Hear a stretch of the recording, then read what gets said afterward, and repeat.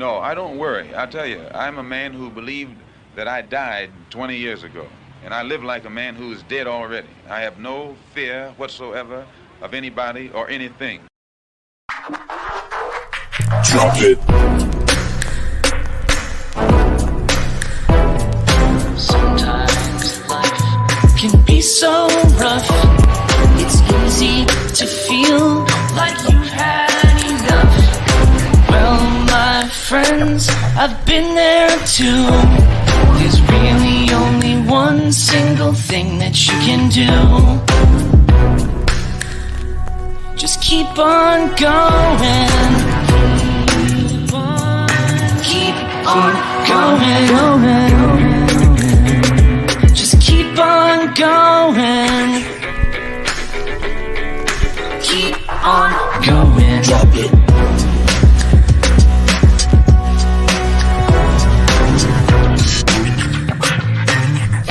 Keep on. The mountain's too tall. The sun is bright. The sweat in your eyes makes you wish for the night. The water's too cold with no shore in sight. And suddenly giving up and drowning seems right. Just keep on going. Keep on going. Just keep on going. Keep on going.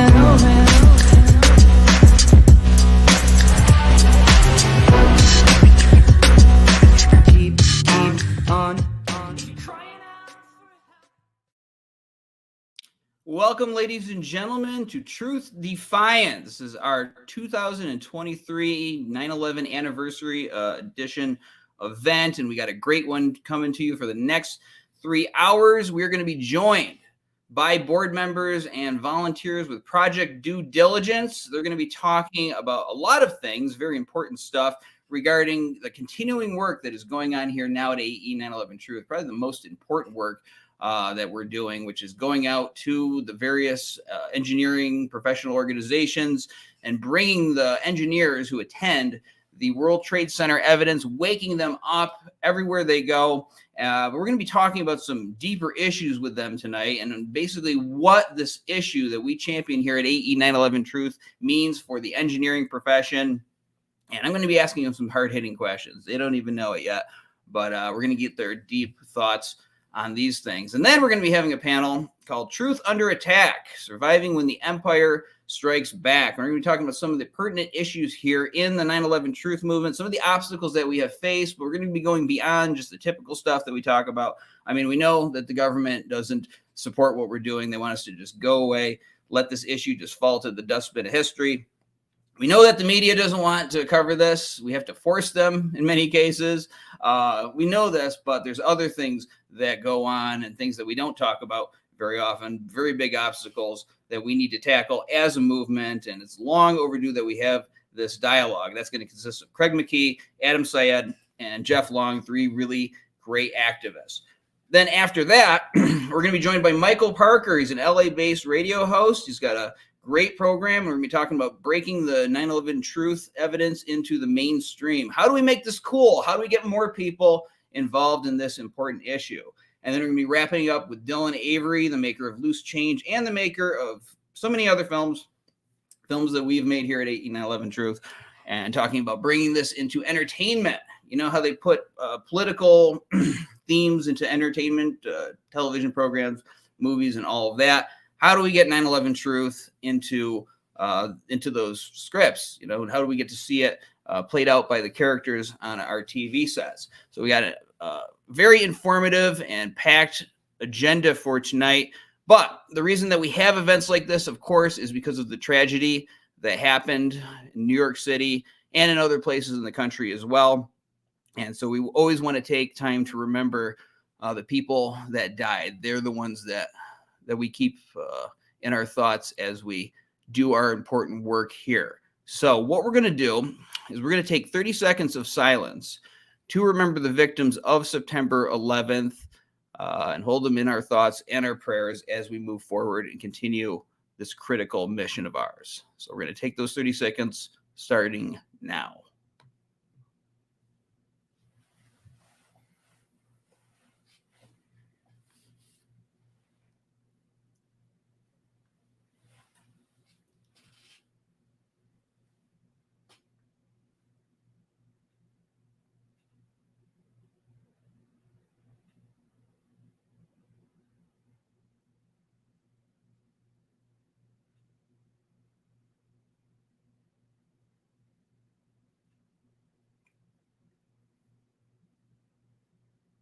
And that's 30 seconds.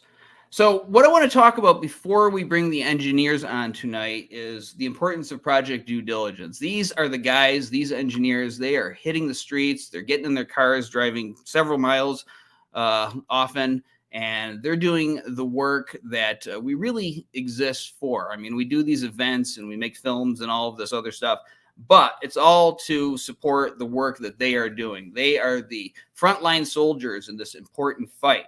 And we're going to bring on our chairman, our leader here, Roland Engel. And where is he? There he is. Roland, thank you so much for joining us tonight for this momentous event and this time to reflect on why we continue this work that we do. For the next 5 minutes or so, can you just talk about project due diligence and the great work that it's doing? Give our supporters an update on what's going on there and why we need to continue to get behind this. Sure. Thanks, Andy. We started Project Due Diligence in 2018 as an outreach to the engineering profession. We knew at that time that it was clear that the leadership of the engineering profession, as personified in the American Society of Civil Engineers in particular, which is the most prominent and dominant engineering organization in the United States, they were implicated in the reports that NIST compiled describing why the buildings collapsed at the World Trade Center. They played a great role in developing those reports. And NIST itself was compromised because it was an agency of the U.S. government, and it was investigating an event in which the U.S. government had some culpability because they were supposed to defend us and they didn't. So there was the high likelihood that there was going to be a political attempt to derail those reports on the building failures. And sure enough, that's what happened. And the ASCE and some of the other engineering organizations, the Structural Engineers Association of New York in particular, were involved in providing personnel and support for those investigations. And they were prominent among the members of the private contractors that also provided part of the information that those reports gave to us. And when we looked at those reports after they were published, we found that there were numerous errors and simply unscientific methodology that led to conclusions that were not accurate and didn't reflect the evidence. So we realized we had to go to the rank and file to we're attempting still to put pressure on the leadership of those organizations to change their position and call for a new investigation that would be free of that kind of political influence. So we've taken our information, we put together a PowerPoint presentation. We got it out to about 40 engineers across the United States who agreed to be our volunteers and work without pay to get this information out to the local rank and file organizations. So over the past 4 or 5 years, that's what we've been doing. We've made the presentation to more than 1,000 engineers and several hundred other non-engineering personnel, but we're focusing on the engineering profession. And what we found is that it's 1,000 to nothing. I mean, we present our evidence, and every single engineer that we have presented this evidence to and has sat there and listened to it and interacted with us has agreed with us that there are problems with the NIST reports that cannot be resolved, and NIST has refused to acknowledge them.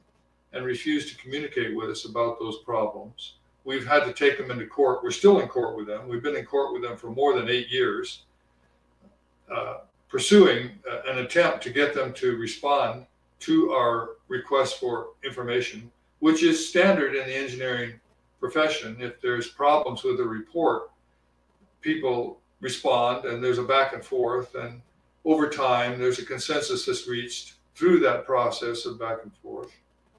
And that hasn't happened in this case because NIST has refused to respond. And their position is that they had all these experts, many of them from the ASCE, that participated in compiling their reports. And therefore, there's no need to go back and look at it again. It's a done deal. Just ignore it, move on, and take our word for it. But we've got more than 3,600 engineers and architects that have signed our petition that say that there's something wrong with those reports.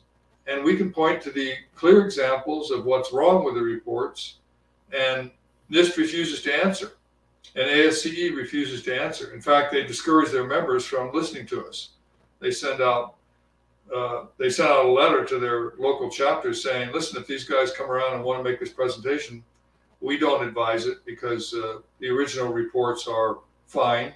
They meet our standards, and there's no need to go into this. These people are conspiracy theorists, many of them lay people and people that don't know what they're talking about.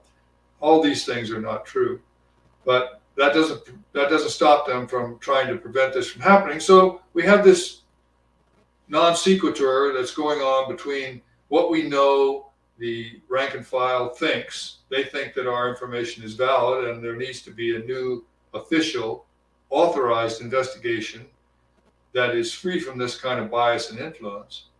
And then the leadership, which is saying, no, the reports are fine, everything is good, we stand behind them, and they're simply relying on the fact that they're authority figures to convince people that what the job that they did was adequate representation of what happened.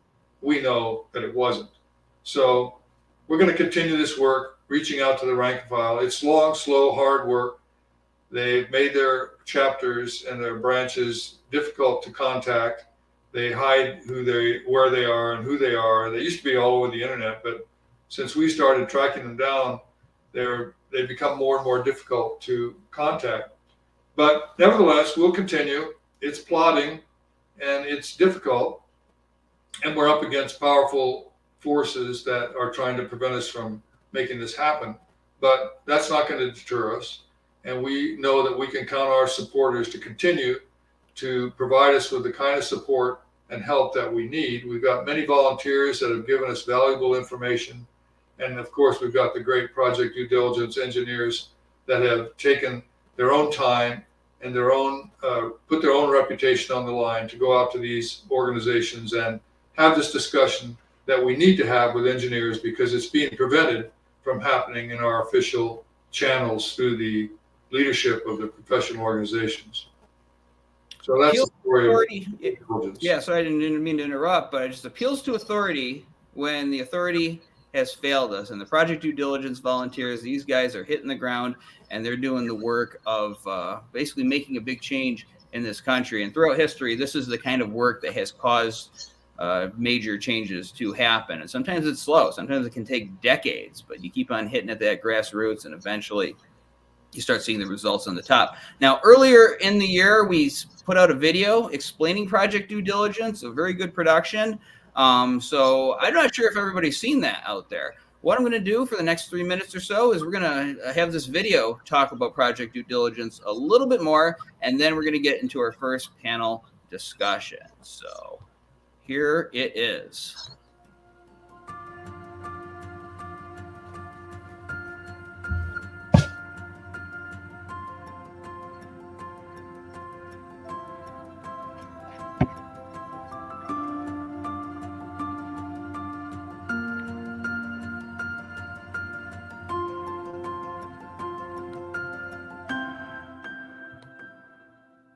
All around the country, men and women have stepped forward and courageously taken the reins of leadership by standing with those who are speaking out about the most critical issue that our nation continues to face. while engineering organizations have retreated into the safety of defending the indefensible or simply turning a blind eye to the overwhelming evidence of controlled demolition at the World Trade Center on 9/11, these individuals have boldly chosen a different path, one that brings them no reward except the satisfaction of knowing that they're doing the right thing. By standing with them, you do the same.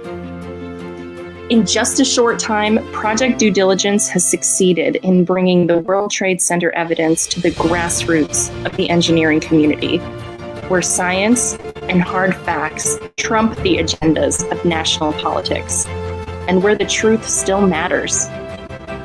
Sadly, many engineers were not even aware of the controversy surrounding the World Trade Center on 9/11. With your help, you have changed that.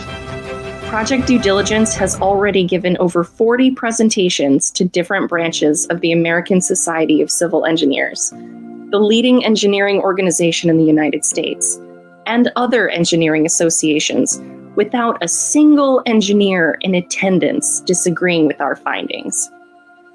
The fire that you started in the engineering community continues to grow.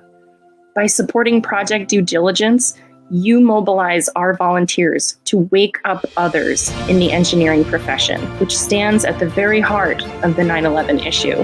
One presentation by our engineers wakes up at least 20 others. 100 could wake up an entire country, bringing the World Trade Center debate into the mainstream of the engineering world. Support Project Due Diligence and let the fire continue to rise.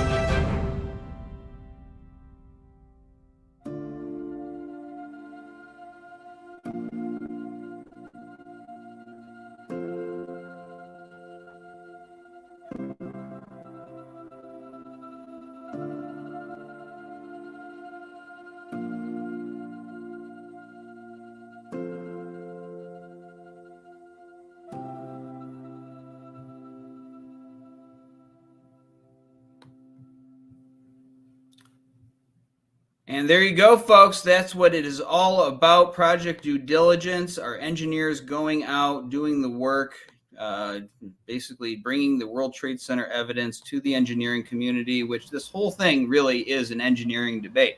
So how appropriate that our first act tonight is going to be a panel discussion with some of our great engineer leaders here at AE 9/11 Truth. Now, I've already introduced Roland, but I did not give him the formal introduction, and that is exactly what I'm about to do. Roland Engel graduated from the University of California, Berkeley, with a Bachelor of Science in Civil Engineering. He also served in the U.S. Army Special Forces, where he was trained in the use of explosives. His 50 years of engineering experience has included designing and testing blast-hardened missile launch facilities and designing U.S. naval explosive containers, harbor terminal facilities, earth foundation systems, and hydraulic systems. He's owned 3 construction companies. He's taught engineering subjects to high school students. And, of course, he's the chairman here at AE 9/11 Truth.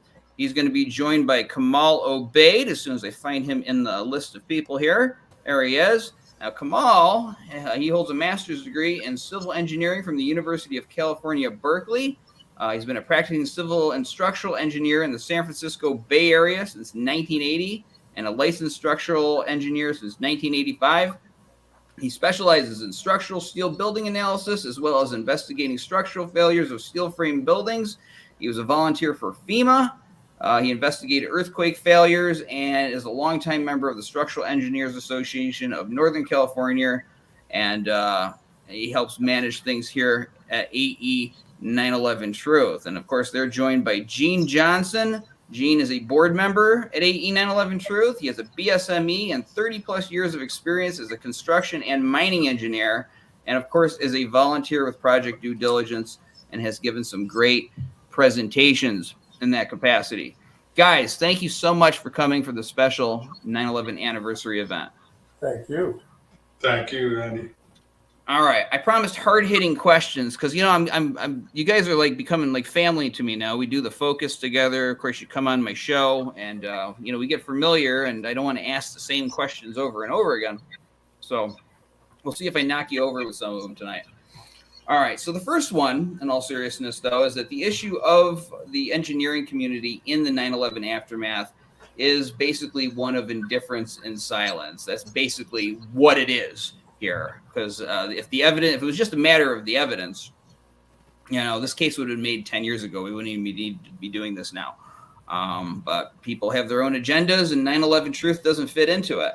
I want to know from each of you, and I guess we'll start with Roland. Do you consider the failure to speak out after hearing the evidence, so you can't blame it on ignorance, but the failure to speak out after you know about what we bring to the table, does this constitute a dereliction of duty? That's a tough question. I hesitate to answer it in the affirmative, but on the other hand, I think the evidence has shown that once engineers are aware of this, they've been reluctant and hesitant, and in fact have refused, not directly, but refused by evidence of their inaction, to bring this matter up with the leadership of their professional organizations. That's a troubling circumstance. On the one hand, though, it is understandable because you're talking about people that are dependent for their livelihood on acceptance within their professional organization. I think we can see from examples in other fields that professional people have a tremendous investment in their career. It's more than a job, it's a career.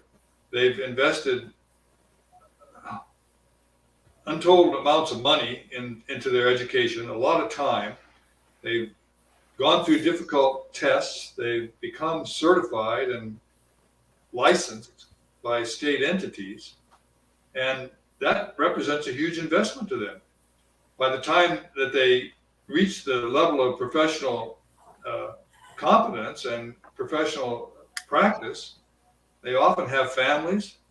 They may have debt from their educational endeavors. And they find themselves in a situation where if they speak out, they're not going to be rewarded and given accolades for their courage. They're going to be attacked, and they're going to be told that they're giving aid and comfort to conspiracy theorists who are trying to tear down our society.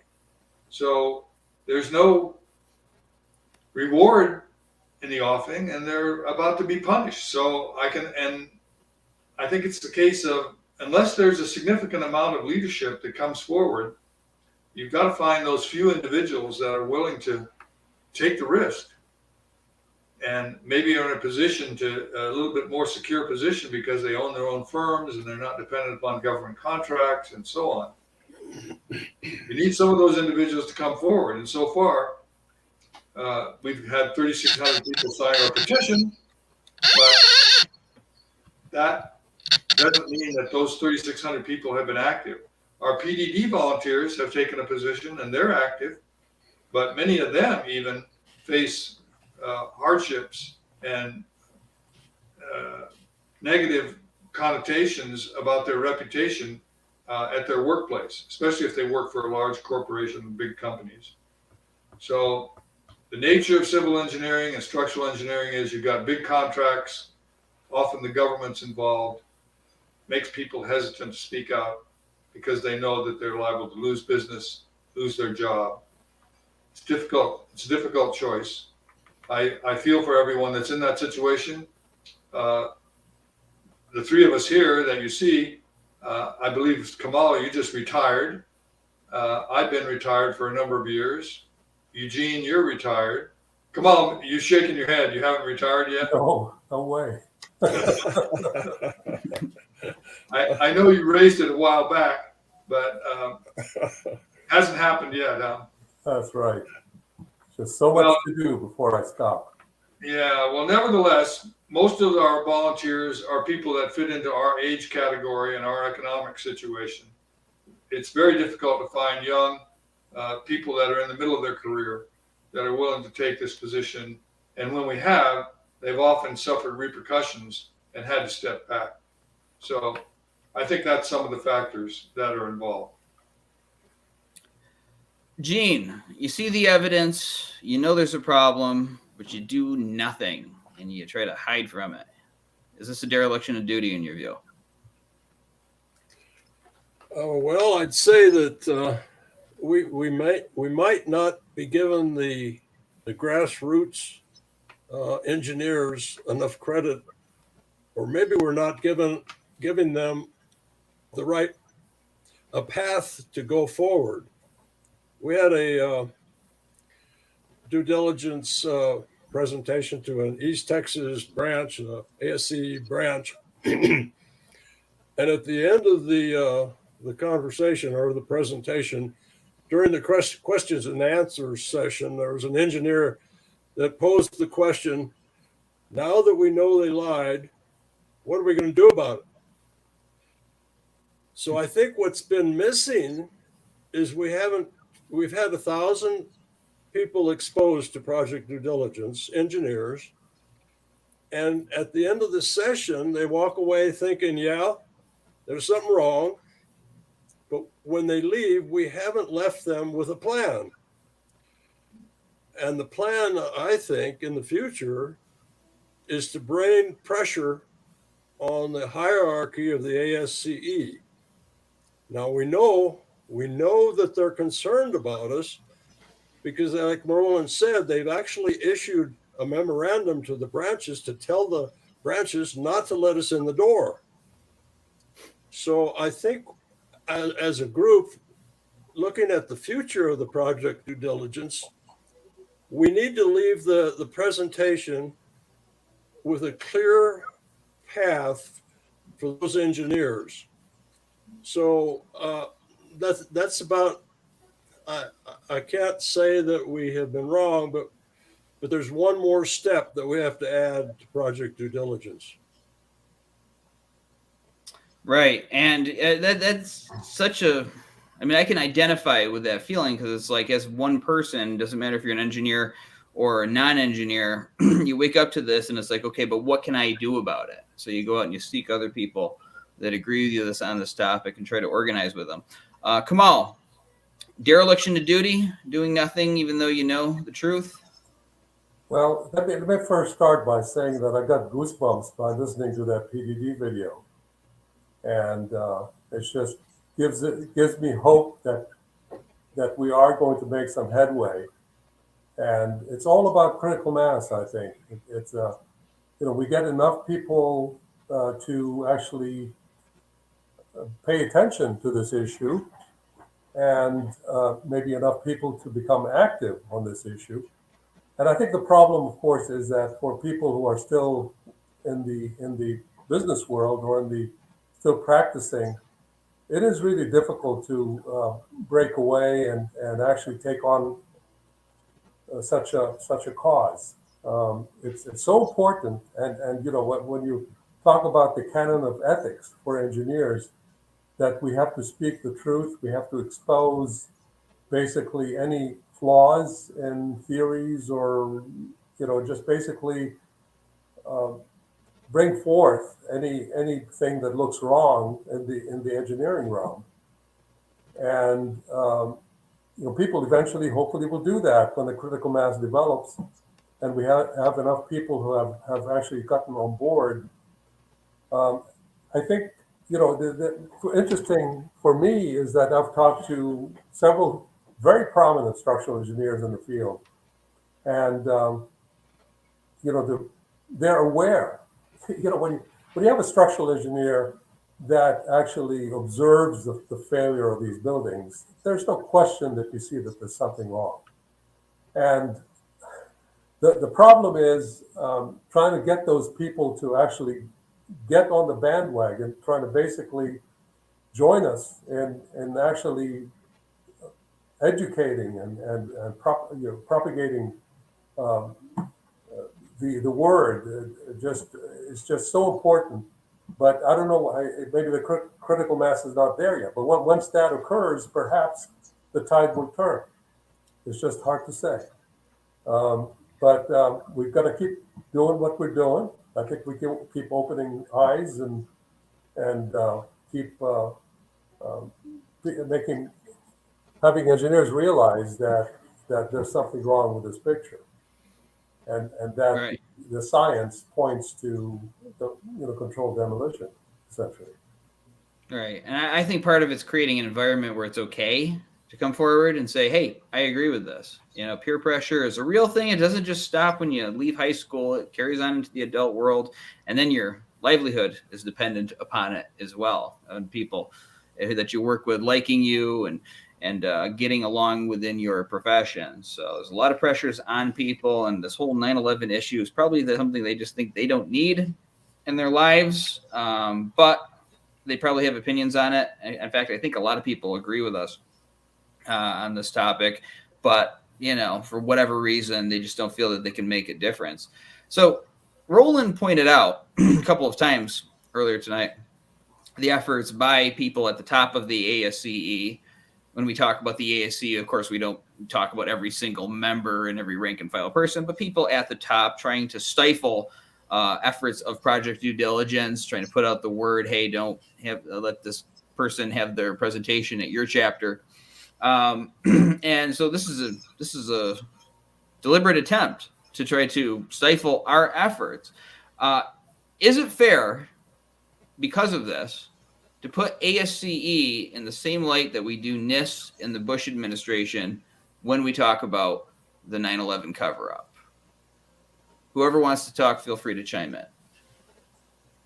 Well, I can say that actually it is more important to put ASCE under pressure, to keep the pressure up on them as opposed to NIST, which is really, I don't think NIST is going to come forth and make a correction because that's not what their client probably allows them to do.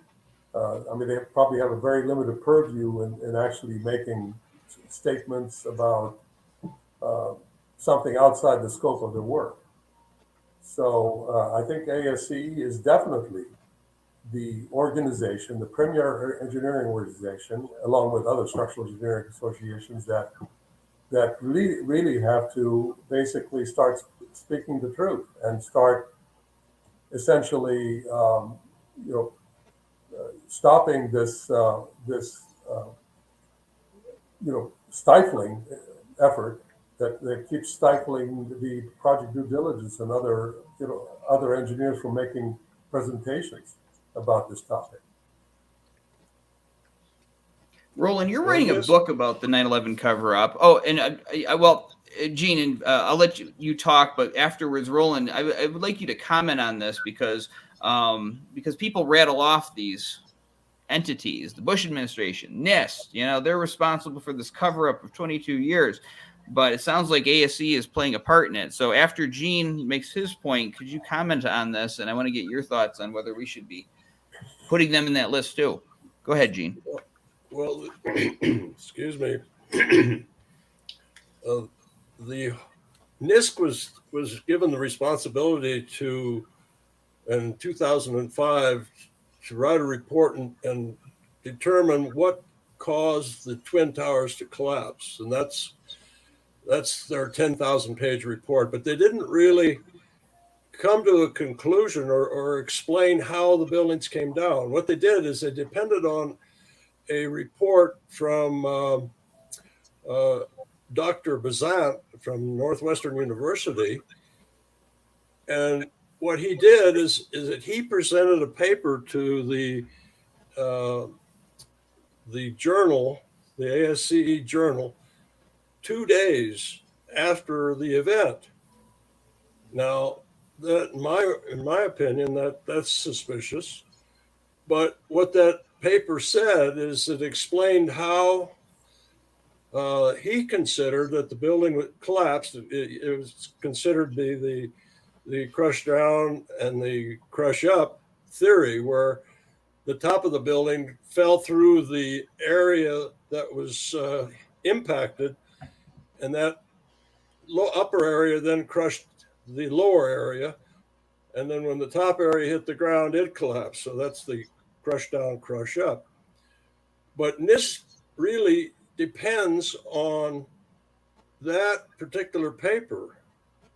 So they really didn't explain what happened, and they're depending on ASCE to do that for them.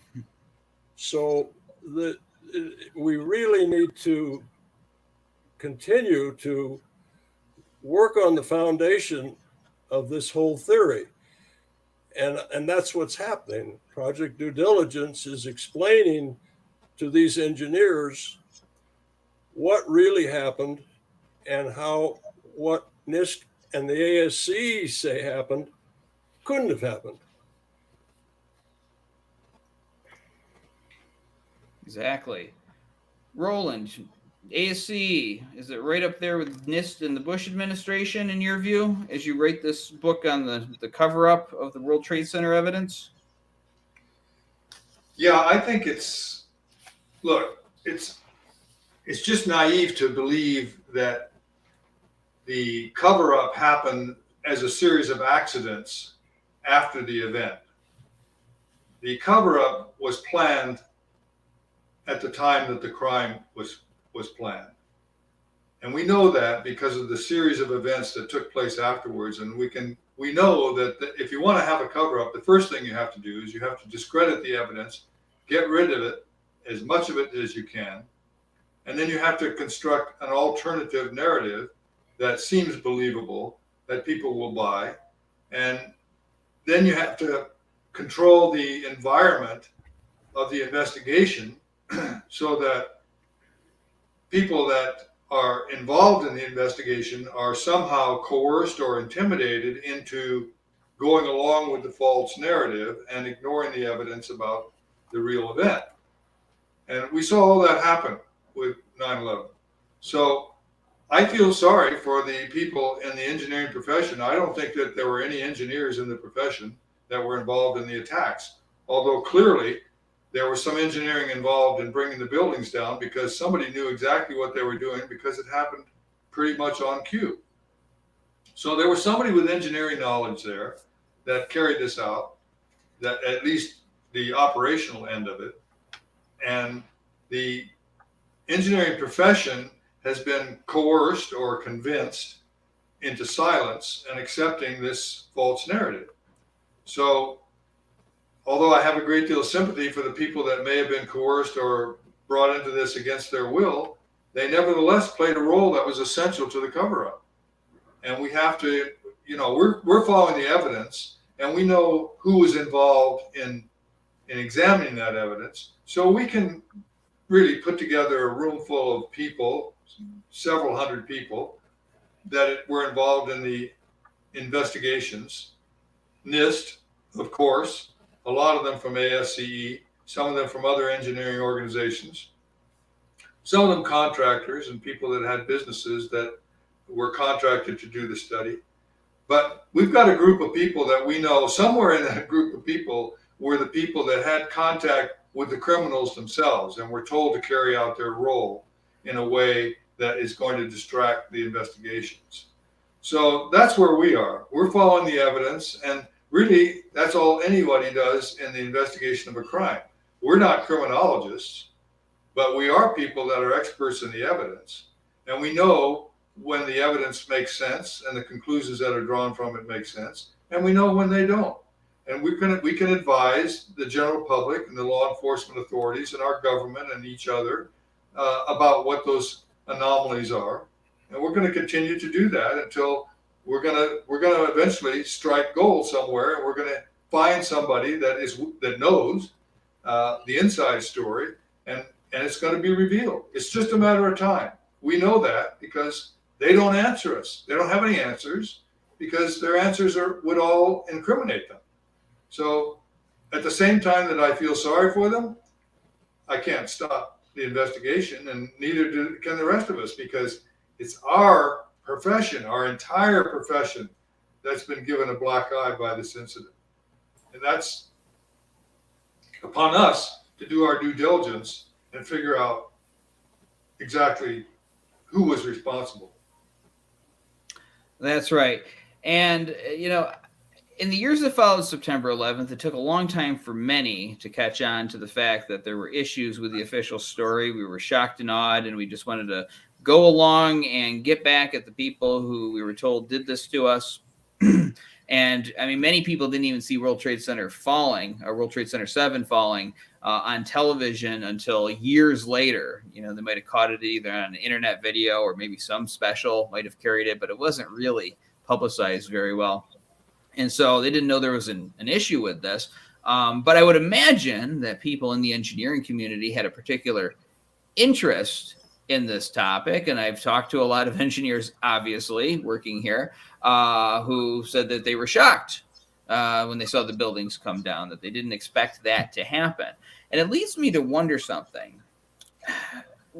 Had there been a group, hypothetically, back then, that more aggressively spoke out, that said, hey, there had to have been explosives in these buildings. Somebody who was unapologetic about it comes on NBC News or whatever network and says, no, I think there's going to be more investigating done, and I think they're going to find that somehow there were explosives in these buildings, and we're going to be learning more as this unravels. I really believe that. Had there been an aggressive group of engineers from day one, do you guys think that it would have made a difference if they had been as aggressive as AE 9/11 Truth was years later?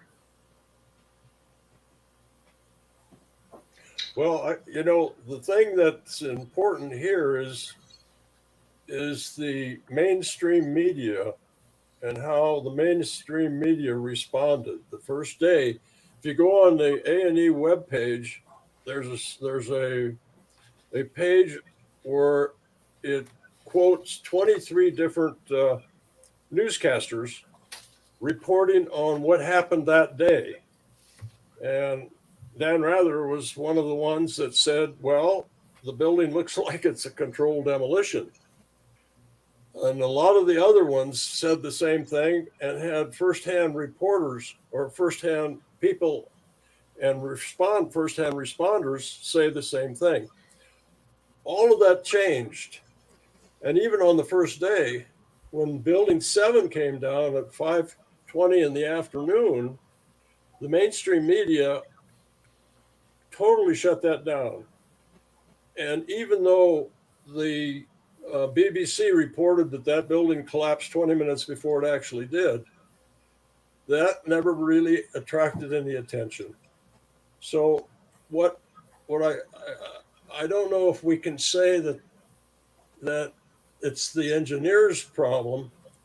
I think it's more a mainstream media problem, because even today, people, a high number of people, when we go to these meetings and talk to these engineers, most of them have never heard of the collapse of Building 7. So, I don't really have an answer for you, but we're never going to overcome the problem of getting exposure when the mainstream media shut us down. Just look at this report that came out of the University of Alaska Fairbanks 4 years ago. The report was to take a look at the collapse of Building 7, looking at a video, and come up with a computer model that would explain what we see in the video. And they came up with a conclusion at the very beginning. Look, it's not fire that brought that building down, which is what NIST says.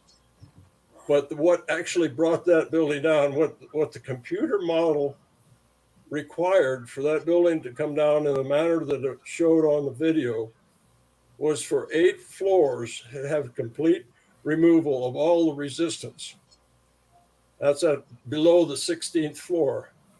So that's the void that you had to create for the upper part of the building to fall through that void with enough energy to crush the rest of the building. And that's where you get the crush up also. Now, that should have been headline news. Why wasn't it? Well, the reason it wasn't is because the mainstream media is complicit, along with the ASCE. So I think the only way we're going to move forward, and we can see some effect of what we're doing, and like I said, what the ASCE organization is telling their branches not to let us in. So we're making progress. But to answer your question, I think it's more a problem of mainstream media. Well, that leads into my next question, because actually one of our panelists in the later segments tonight, Adam Syed wrote a great article for us questioning how many architects and engineers will it take? Because back in the day, a long time ago, when this thing was just getting started, there wasn't even an AE 911 truth yet, I don't think. David Ray Griffin was asked about this evidence and was asked about, where are the engineers that support you, the architects and engineers, and he couldn't list it because there was no group like this yet. And now here we are in 2023. We've got over 3,600 who've signed our petition, and it's just crickets out there in the corporate media. So back then they would have been impressed with just one, but now we've got this many, and they don't want to hear anything about it. What do you guys have to say about that circumstance? The complete silence, regardless of how many engineers signed that petition. And do you think there is going to be a magic number? If every engineer in America just suddenly woke up one morning like Ebenezer Scrooge and said, oh my God, I've been wrong this whole time, I'm going to go sign that petition, and we got overloaded with all sorts of signatures, would the mainstream media and the government be impressed by that? Or would they just kind of scramble to say, we need to cover this up even more? Well, I think that's a very, very good question, Andy. I wish I could answer that, but I don't think anybody can answer that. How many engineers does it take for the critical mass to be achieved? It's a magic number. And, I would say, generally speaking, if 50% of the practicing engineers just realize there's something wrong here and they're willing to do something about it and look at it, then perhaps then is the time, that's the milestone. But short of that, I think that it's going to be lacking. People are going about their lives, and it's hard for a person to say, okay, I'm going to drop everything and take this on. I'm going to become a pariah and become, I'm going to probably lose all my friends, and I'm willing to do all of that. And let's do this. Let's seek the truth at the cost of becoming persona non grata. Anyway, that's what I think about it. But I think from a technical standpoint, we're just going along that path. The parallel reality is that at some point we're going to achieve this. At some point we're going to have enough people that basically are going to want to talk about this. And when people want to talk about this, maybe at the mainstream media level, then perhaps people will be invited to talk.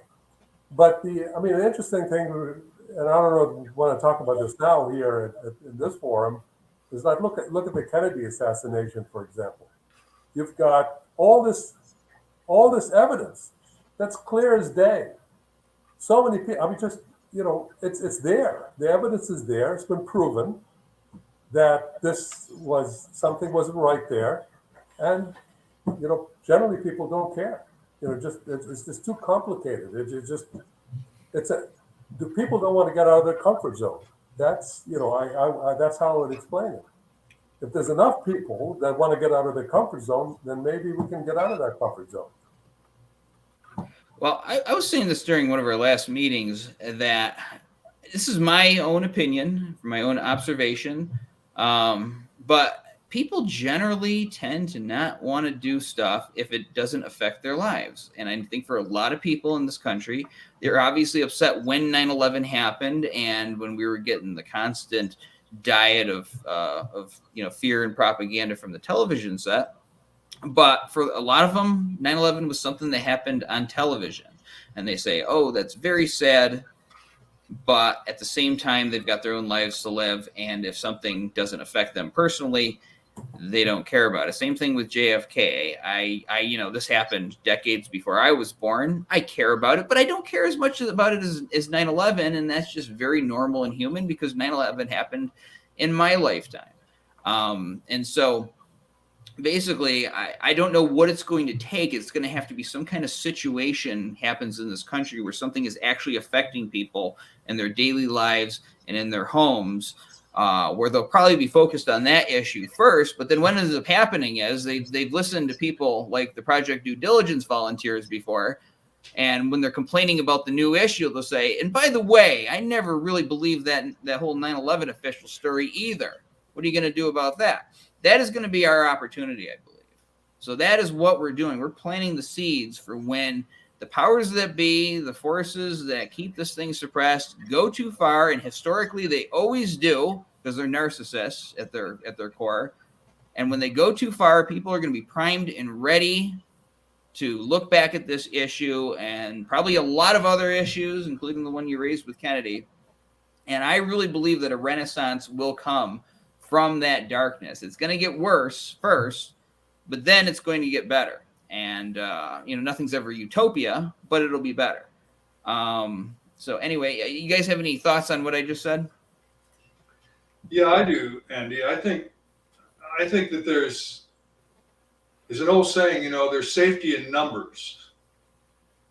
Nobody wants to be the guy that sticks his head out first and gets it shot off, and everybody else then is coward. You don't want to be that bad example. So there's an instinct for survival that we're herd animals. We stick with the herd because there's safety in numbers, and we can stick together and we can act together, and we have a much greater chance of survival if we stick to that mode.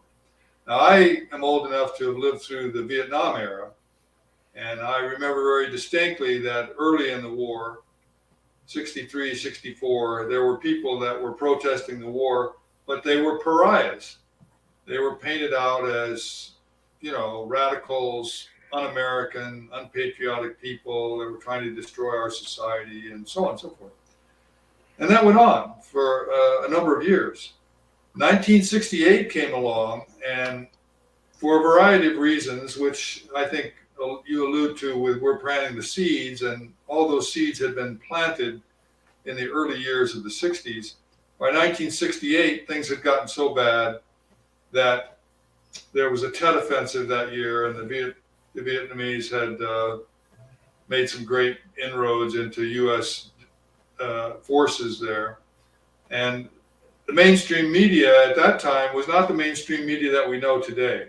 The mainstream media, people have forgotten, television was brand new in the early 60s, and they rushed to the scene in Vietnam, and they had reportage. Every night you could turn on your TV right before dinner, and you'd get the latest casualty report, and you could hear the bombs and hear the bullets, and realize that people were fighting and dying, and you get the body count. They had a body count.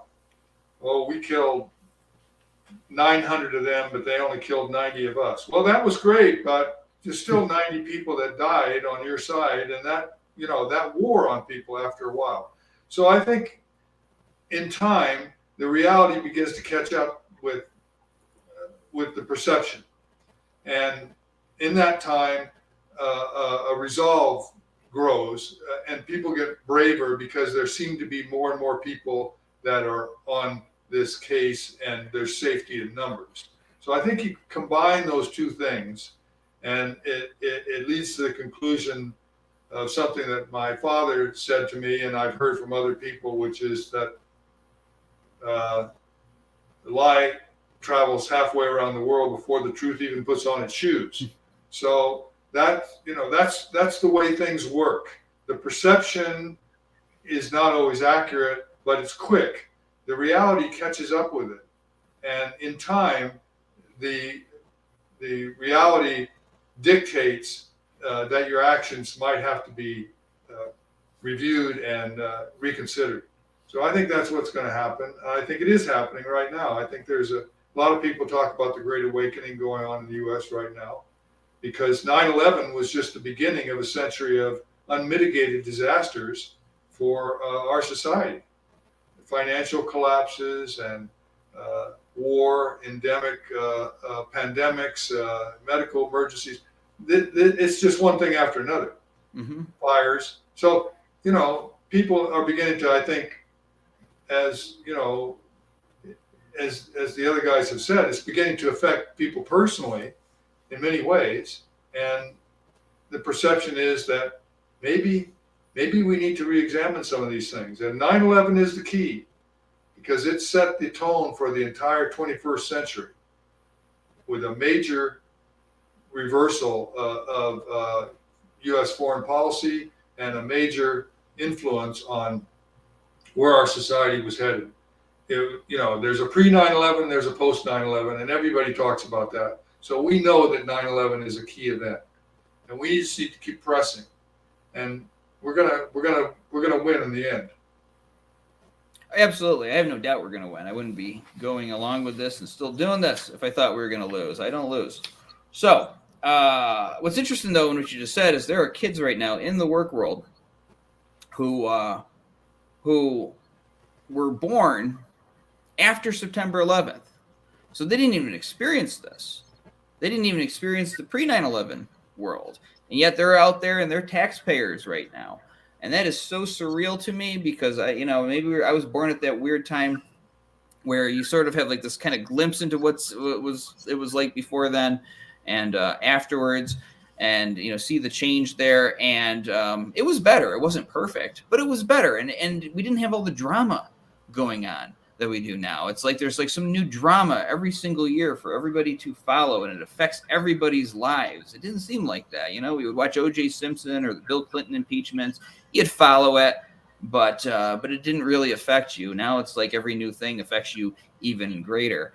I want to talk about this, and I know Gene listened to it. I don't know if Kamal and Roland did, but our friend Alan Rees passed away recently. We posted a tribute video to him through 9/11 Freefall, and we played an interview that he did with Syed Sunder back when the World Trade Center 7 report was initially released.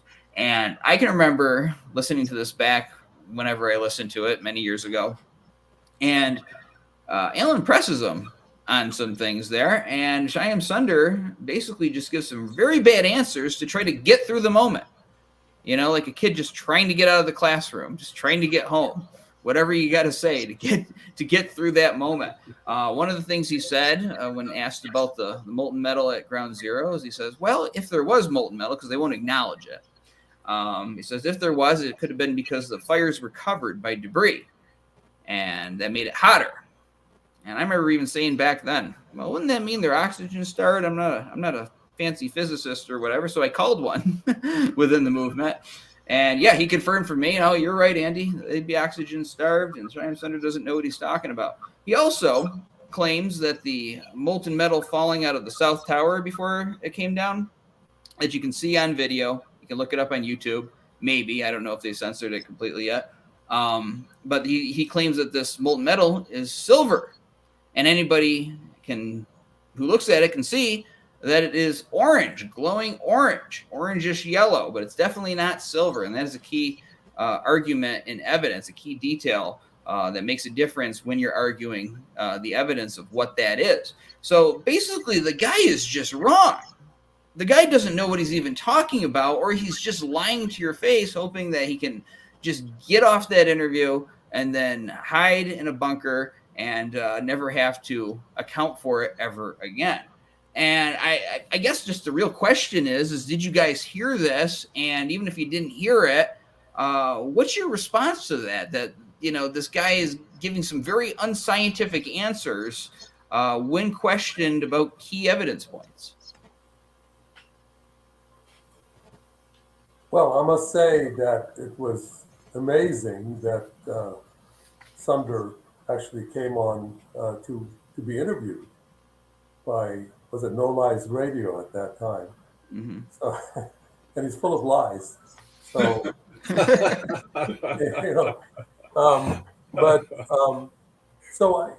he's doing his job. You got to give it hand to the guy. He's doing the best he can to basically obfuscate and create this smoke screen so that things remain as they are, and there's no no need to question these things. He's an authority. He's an MIT professor, a PhD from MIT. So how can you question him? The same thing as with Bizant, kind of the same type behavior that we have there. These people are hired to do their job. They're given a very narrow, do a set of talking points that they can't go outside of that. So we can't expect more than that. Well, you know, everybody should go to that interview because Alan did a fantastic job of asking all of the right questions to Sunder, and Sunder was just shell shocked. He never had another interview. He was really. It showed all of his weaknesses. Alan did a fantastic job, and you ought to look at the interview. Yeah, you know, it was like an eclipse in our world because, you know, NIST doesn't really want to talk to us anymore. And I think Sunder, all he learned from that experience, you know, he didn't learn what he should have learned, is that, hey, maybe we should go back to the drawing board and issue a new report. Instead, he learned that he just needs to hide from the 9/11 truth movement and not do interviews like this again. And it's not like Alan was rude to him or anything. He was actually very cordial, very nice. But basically the answers that Sunder gave were really bad. And that's very telling about the situation that we are in. You know, when we did the C-SPAN campaign years ago, we would question members of Congress about the World Trade Center evidence. And, you know, you don't expect them to be scientists, but you expect them to have a clue of what they're talking about regarding the biggest disaster in U.S. history.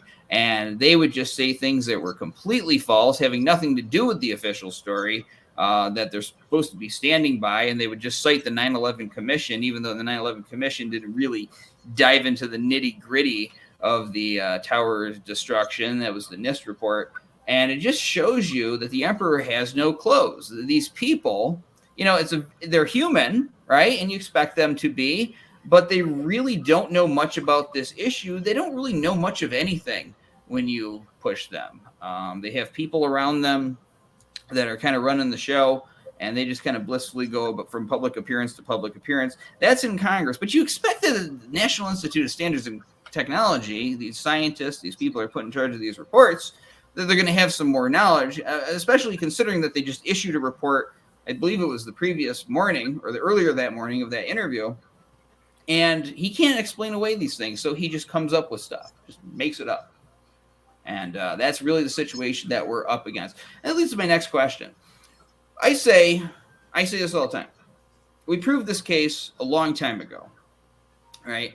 I mean, 10 years ago, if this was just a issue of debating the facts and the evidence, there would have been a new investigation. We'd all be doing something else right now. But there's emotion, sociological issues, all of that.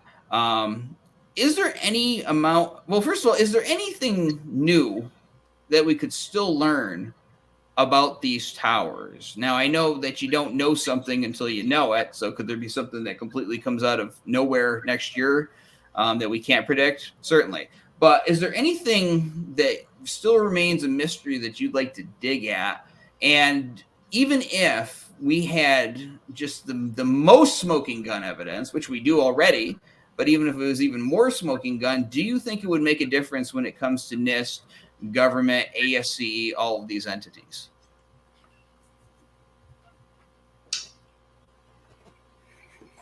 Well, I can speak to that issue somewhat because there's continually things that we're discovering about the towers and about Building 7.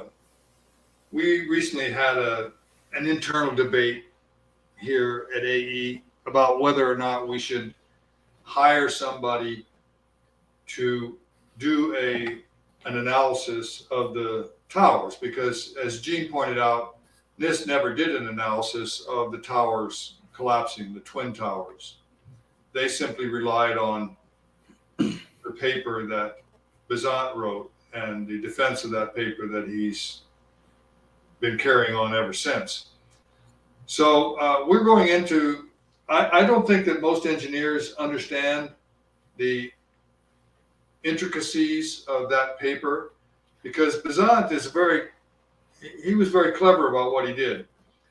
In the papers that he wrote, each one, he had to defend the original paper with another paper, and then he had to defend that paper with another paper, and he's still defending that. He wrote another paper here last year, still defending his theory, even though we have proven that the theory is false.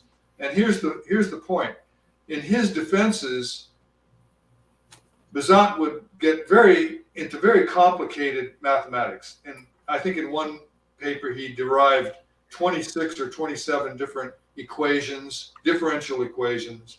In the next paper he derived like 41 differential equations. He kept getting deeper and deeper and deeper into higher analytical mathematics, which for the most part, most engineers, most people, it would take, I would say there's probably not one person in 10,000 that could follow his arguments through that complicated path of mathematical analysis. It's called barium and BS. That's the technique. You don't. The reality is that Tony Zambodi and Richard Johns and a few other engineers really pointed out that if the top of the towers is going to smash the bottom of the towers, then as it descends, when it hits the bottom portion, there has to be a jolt. It's called conservation of momentum. It's a very simple, elegant notion that doesn't require a great deal of understanding of higher mathematics because we're all familiar with it. Everybody's seen a cue ball hit an object ball on the pool table, and the cue ball stops and imparts its momentum to the ball that it hit. That's basic experiential physics. That can be elegantly put together in what's called the conservation of momentum. And Tony Zambodi and these other folks use that concept along with the video of the collapsing towers to show that there was no jolt. You don't need to be able to go through 41 complicated mathematical equations. You can look at the building coming down on the lower portion and see that there's no jolt. It just continues straight on down. So how did it impart that force that was necessary to crush the lower part of the building without a jolt? Besant's never been able to answer that question, and the Journal of Engineering Mechanics, the ASCE publication that publishes papers, refuses to publish Zambodi and these other folks' rebuttal to it. And the reason why they refuse to publish it is because they know that it's as plain as the nose on their face that they're wrong. And Besant is wrong, regardless of all of his many accomplishments and his degrees and his medals and his association with people that are powerful in the engineering world. So these questions need to be explained to engineers. And we're in the process of making a presentation that will point that out to them so that they have the tools, because the 10,000, the 13,000 page report that they didn't have the time to go through, it has the appearance of maybe being reasonable. But when you look at the facts, you look at the evidence, it can't be true. There's another thing going on, Andy, and I think Roland he's more in tune to this, but it's the codes, because there's been a lot of concern in the part of NIST and ASCE that no codes were changed. And you have firefighters now going into buildings that could collapse, theoretically. So what has changed as a result of the NIST report?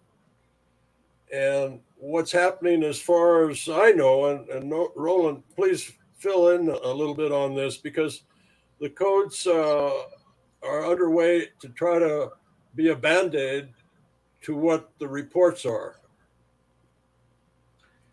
Yeah, that's a very recent development, because back in June, the American Society of Civil Engineers released a provisional code. It's called Standard for Mitigation of Disproportionate Collapse Potential in Buildings and Other Structures. And they are proposing this code, and they want to get it adopted in the building codes. as a way of what they say would be preventing collapses like what happened with Building 7, which is they call a disproportionate collapse, by which they mean you have a failure, a local failure, and it leads to the entire global collapse of the structure. So they've written a code. They've been working on it for 10 years with a committee at ASCE, and they finally released it. And it's supposedly in response to the collapse of Building 7 and other potential collapses like that. But their analysis is still full of holes about Building 7. And they refuse to acknowledge the fact that even though NIST issued this report on Building 7 saying that this global collapse occurred because of this failure of a beam connection at a column, that finding is contested. We don't agree with that. So they were supposed to, here's an interesting little side story. When a new code is proposed by any entity, in this case ASCE, they're saying we need to change the building code. They're supposed to invite all interested parties to the formulation of that policy. In other words, they should have invited us because we sued NIST and we're still in court with them about the report that we say is faulty. Yet they're saying because of this faulty report, we need to change the code. Well, if the report is faulty, you don't need to change the code, do you? So they didn't invite us to the discussions, even though they knew that we were suing NIST, even though we had advised them, ASCE, of the complaint, and we asked them to join, and they refused. So they were well aware of the fact that there was this report that they were basing the need for this code change on was being contested. And they claim that they invited all parties. They said, oh yeah, we followed the procedure that is outlined by the American National Standards Institute, which says that you should invite all interested parties to your deliberations, so your code that you propose actually takes into account these different points of view. No, they didn't do that, but they said they did. So here again, you have an ethical violation by ASCE attempting to represent to the engineering community that they followed a fair and well-established process for developing this code, but they didn't. They didn't ask us. They don't want to hear what we have to say. So again, one lie leads to another. You know, the old saying, oh, what a tangled web we weave when first we practice to deceive. Well, that's what's going on here. And that's what's going to infect our whole profession until we get to the bottom of this. It's going to get more and more complex, more and more complicated, and more incompetent. And that's what's going on. And that's why we have to continue, because the reputation and the integrity of our profession is at stake. And it will die if we don't do this. Right. And if engineers want to follow you, Roland, want to join Project Due Diligence, they can come to our website, fill out the volunteer form, make sure that you say you're an engineer and list all your credentials. What will happen is I'll talk to you first briefly, but I'll send you over to Roland, and he'll get to know you and get you to work, because we need people out there, boots on the ground, going to these presentations. And don't be intimidated by this stuff. I think some people, they listen to all this technical stuff. I mean, I'm talking about laymen right now, I guess. But, but even the laymen, they hear this technical stuff and they'll say, oh my God, this sounds very complicated and I can't defend this myself. Now, if you're a layman, the great thing is you don't have to defend it. We have things that you can do where you don't have to go out and make the case, but you're still helping us and you're helping our engineers go out and make the case. If you are an engineer, you can understand this, and we've got a presentation ready to go for you. Roland will make sure you're trained and that you're ready to go out and represent us well. So if you are out there as an engineer and you're on the fence wondering if you should take that bold move, if you should step forward and add your name to the list of people who are bringing the World Trade Center evidence to all the different quarters of America, then I'd say that you should. Obviously, this is what life is all about. Dismiss the peer pressure and do the right thing, and go ahead and fill out the volunteer form, and we'll get you started Gentlemen, thank you so much, not just for coming to this thing tonight, but just for all the hard work that you are doing. And it is hard work that we do here, keeping this organization going, keeping this issue alive 22 years after 9/11 took place. We get a lot of attention around the anniversary, but we've got to maintain it throughout the entire year too. And that sometimes can be a big mountain to climb, but we all do it. We do it together. So thank you for standing with us and continuing this important work. Thank you, Andy. Thanks, Andy. Thanks for all you're doing too. All right, so let me go ahead and start taking people out of this stream so we can bring up our next panel. But before we do, I just want to mention again, Roland is writing a book, and I am so excited about this. It is long overdue. Let me make sure I get the title right. I know the first part of it. It's Engineering the 9/11 Cover-Up, How the Explosive Demolition of the World Trade Center Was Hidden from the World. And he's already put out the introduction to it. This is available to people who donated $35 or more towards AE 9/11 Truth, specifically earmarked for the book. You get those digital chapters delivered to your inbox. You get a password, and there's a nice little flip book, just a little bit of a showmanship there, but you can flip the pages on your phone. It's a lot easier than sometimes reading a PDF version of it. And you'll be able to follow this as it comes out. And when it's finished, of course, we'll be having the hardcover version of the book as well.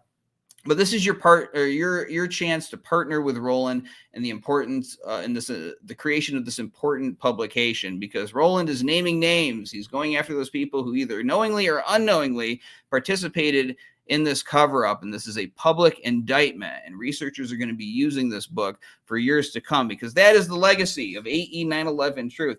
Even if we never get a new investigation, I believe we are. I don't do things to lose. But even if we don't, what we are doing is we are creating a public record of all the great work that people have done, not just the engineers, but lay people too. People who go out to the streets and talk about this evidence, people who write articles about it, people who do whatever they can to inform their fellow man about the crime of the century. That is our legacy here, so that future generations, when this is acknowledged, when they just watch a video of Building 7 going down, they don't say, God, the people of the 21st century were so dense. How did they not know that was a controlled demolition? Why wasn't anyone saying anything? Well, we can point to that, to the documentaries. We can point to the shows that we do. We can point to our articles. We can point to Roland's book and the various other books that have been published in the 9/11 Truth movement. We can say, no, people spoke out, and they sacrificed a lot to get this information out there. And we also inform people, too, the three-dimensional aspect of our activism. If you wake up people in powerful positions to 9/11, World Trade Center evidence, maybe they won't go along with the next big lie that gets shoved down our throats. So please get behind the creation of this book. You can donate $35 or more, and those chapters will be getting delivered to your inbox. All right, so we have another panel coming right up, and this is sort of the theme this year, because 9/11 Truth is under attack like never before. And people will say, well, I don't see anything about it in the mainstream media. I mean, there's been hit pieces published about 9/11 Truth, and I don't see any articles. I haven't seen any articles. I've been busy putting this event together this week, so I haven't been looking, but nobody sent me anything. But it is a more subtle choking of our ways to get information, attacks from within, attacks from without, closing down the information superhighway with which we used to be able to talk to each other and share information about things like 9/11. And I think that we're under attack like we've never seen because of what's happening to the internet, and other things that are going on. So I put together this great panel here of people that I know are very concerned about this issue, and they're activists that have been around for years. They have the battle scars, people, and even if they don't have them physically on their faces, you know that it's on their soul. They have seen it all. So let's go ahead and start bringing people in. Our first one is Craig McKee. He's been a journalist for more than 30 years, covering news and entertainment. He's won 8 provincial and national weekly newspaper awards. He has not one, but 2 websites now. One is truthandshadows.com. The other, which he just started not very long ago, is Thought Crimes and Misdemeanors. Now, this is a pretty long web address, but it's thoughtcrimesandmisdemeanors.substack.com. I'm not going to spell it out, but it's basically the way it sounds. So let's go ahead and bring Craig in here if I can find him. And I do not see Craig, so hopefully he'll be joining us in just a moment. Okay, so he's having a computer issue, so we will go ahead and go to the next guest here, and that is Mr. Adam Syed. Now, I mentioned him earlier. He's the guy who wrote the excellent article for us, How Many Architects and Engineers Will It Take? He is a musician and a longtime 9/11 truth activist. I remember hearing about Adam Syed even before I was really heavily involved in the movement. It would just be like a name that would appear. Like, oh, I guess this guy must know a lot about what's going on in this movement. So let me go ahead and bring him in. Welcome, Adam. And finally, we are joined by Jeff Long, who is the director of marketing here at AE, and he's been in the 9/11 truth movement for quite a number of years. Also in his early life, he worked with the Air Force. So maybe if he wants to, he can talk a little bit about that. But putting out propaganda for Uncle Sam until he saw the light and joined the side of the good guys. And he's talked about this on 9/11 Freefall before. So, Jeff, welcome to our event tonight. Thanks, Andy. All right. So we are waiting for Craig because, again, he's having some kind of computer issue.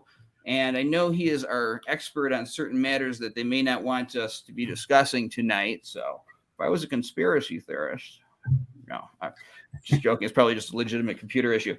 But let's talk a little bit out of his expertise and talk more about Jeff's. Let's talk about censorship, Google search stuff. All right. Now, I remember that back in 2008, YouTube wasn't owned by Google. And you could go to the front page of YouTube and whatever they featured would be whatever was getting the most views at that time. It would be loose change. You know, maybe it was by something by Alex Jones or whatever. But it was a very democratic system. You know, whether you liked it or you didn't, this is what people are watching right now. And that's how I sort of woke up to 9/11 truth, or at least, you know, was able to find the videos a lot easier. And then after a while, Google purchased YouTube and they started monkeying with it a little bit. And it became, instead of, you know, most viewed, what's hot? What's hot? Well, what that means is that somebody else is deciding for you what's going to be on the front page and what they consider hot, because it's not based on the view count. And the most viewed went to some other page that you had to click to find. And so it just got more and more distant, to the point now where we have an algorithm that is openly censoring 9/11 truth results. You type in something like Niels Harrit, nanothermite. I mean, the first thing, you're going to get a bunch of mainstream media stuff thrown in your face. You can't even put on a YouTube video. It's probably under this video by the time somebody watches on the replay. You get Encyclopedia Britannica telling you what happened on 9/11. Don't listen to the guy above us. You know, so they're doing everything they can to stifle it. But now there's a new phenomenon. Well, it's not very new. It's new to us, or new to me, because I just caught on to it, going on the Google searches. And then a step beyond that. Now, this might not be making any sense to our audience right now, what I'm saying. I'm going to let Jeff describe it. Jeff, you sent the videos to us behind the scenes. Talk about what happens when you do a Google search for not just 9/11 information, but anything. Well, what I think what you're referring to is what people have been looking into with the censorship industrial complex that we have going on against everything right now. I mean, not just us, but anything that is challenging any official narrative. It doesn't really matter what it is at this point. But I think what you're referring to is the dead internet theory.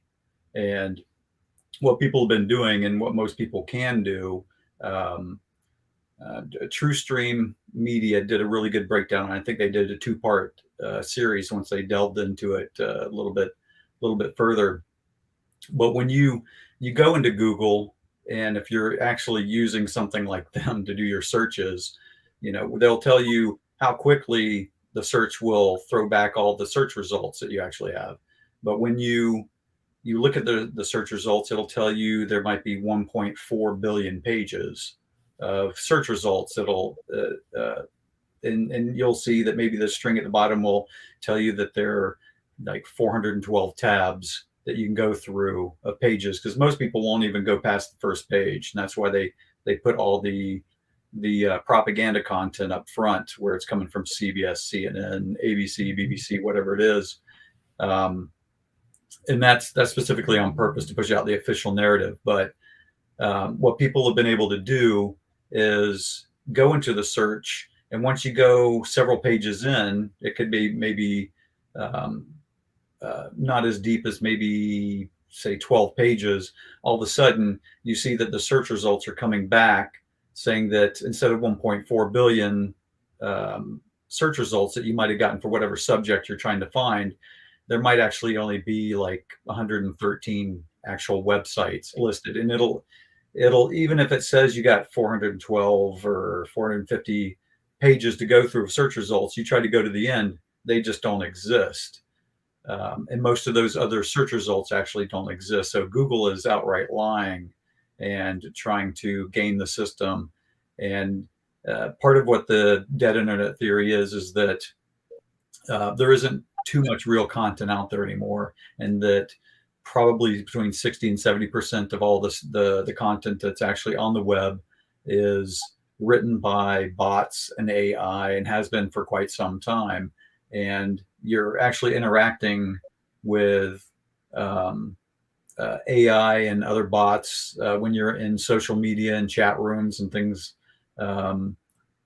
along anything in the internet culture. So most of the time you're going up against people and entities that don't even exist, people that are arguing with her, and they're just computer programs, apart from the actual government and corporate intelligence agents out there that are trying to control the narrative for whatever it is, no matter what it is that you're into, and specifically about what we're talking about in regards to 9/11. So these sock puppet accounts, these corporate and government intelligence agencies that sit in these boilerplate rooms that have one person that's managing maybe 100 and 125 accounts. So they're using all of this money and technology against us, which is interesting because we funded it allegedly through taxation. So we're funding the people who are up against us, and most of everything that we go into in trying to get this information out there is that it's in an echo chamber. They're pushing it down into a funnel, into a tunnel, to where it's just very narrow, and there's just not that much out there, and you're kind of spinning your wheels at this point, and you're going up against these massive roadblocks that you're just for the most part not going to be able to get past. And then you've got to deal with the actual trolls and other people that claim to be somebody in some kind of authoritative position, along with other people who claim to be 9/11 researchers, who will tell you that most of what we've gone through in the whole mantra over the past couple decades is government's lying, 9/11's an inside job, except for this one portion over here, say like the Pentagon or something, and the government's 100% correct on that part. The rest of it, inside job, except for this one thing. We side with the government, the people that we think had involvement in a lot of what was actually going on in this cover-up. So, I mean, there is, and one thing specifically that we went up against with Google and YouTube specifically. I mean, most people probably forgot that it was in June 2017, Google announced steps it was taking to fight terrorism online. And then the next salvo came across in January, I think it was 25th of 2019, where they said on their official blog, where they targeted us specifically, not naming us by name, but they threw us under the bus with these others. And on the blog it stated, quote, "We'll begin reducing recommendations of borderline content and content that could misinform users in harmful ways. such as videos promoting a phony miracle cure for a serious illness, claiming the earth is flat, or making blatantly false claims about historic events like 9/11. So they were just throwing us all into one narrative at that point. And then they came back later in June of 2019, saying that they were going to tackle hate and reduce harmful content. So they're specifically talking about the things that the issues that we're dealing with.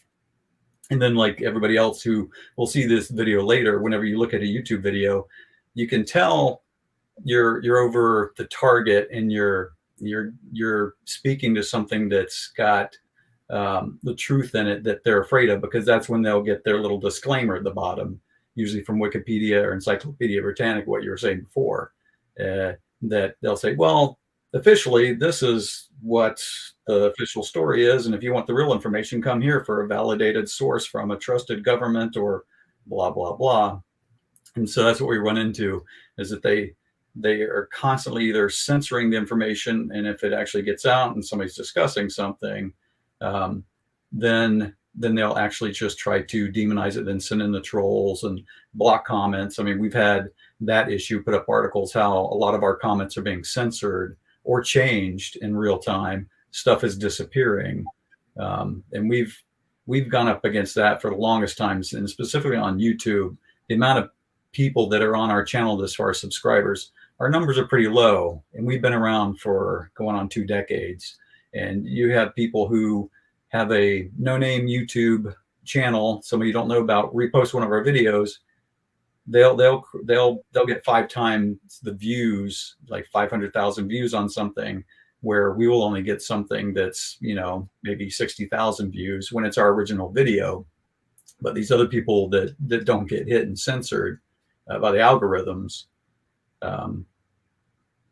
we just get pushed and relegated to the side, to the dustbin. But it's the technocratic era, as Zbigniew Brzezinski was writing about, decades before, 70s and 80s. So, well, and let me just explain even in simpler terms to the audience what Jeff is talking about is that what this video is describing. And you can't do the test now. I'll get to that part in a minute. But when you do a Google search, and forget about it being something controversial, forget about it being 9/11 truth. It could be something as innocuous as pizza, right? So you type in the word pizza, and it'll say, oh, there's like a gazillion. Well, let's use real numbers. There's a billion results. You're like, oh yeah, that makes sense. Pizza is a pretty popular term, right? So you start clicking through it, but as you start clicking through the little tabs at the bottom, you start seeing repeats of the same website. And then as you click to the tabs, once you get to tab number 5 or 6, those results shrink down to it's actually 343 results. And then you can even click further down the line, and again, they're just repeating over and over the same websites. It can go down to 100 results. And they're basing this off of your personal situation. If you live in a particular geographical area, they'll give you pizza parlors in your area where you can order one and all of this stuff. But you're not getting this just open, endless results that you used to back in the day based off of how many hits a particular site is getting. And this really opened my eyes, because it was one of those things I was sort of sensing, but I had never done the search. Now, some people are going to try this later on. What I discovered in the last month is that those tabs are not even there anymore. And I think it's because people like the ones that the folks at TruthStream Media were shining a light on this. Now, when you go to the bottom, it just scrolls down like on your phone, right? So you see a little arrow and you just click that and more results come up and more and more. So you can't even look at tab by tab. You have to just keep on scrolling to be able to do this. And it's a lot harder to do that when you're scrolling versus clicking on tabs. So they're trying to mask the fact that they're really not giving you any search results at all. They're just closing off the internet. Now, Adam, I'm going to turn to you. You've been interacting on the internet on the subject of 9/11 for a very long time. You've been listening to everything we're saying. I sent you some videos earlier in the week. What is your take on this situation? How is this going to affect our work moving forward?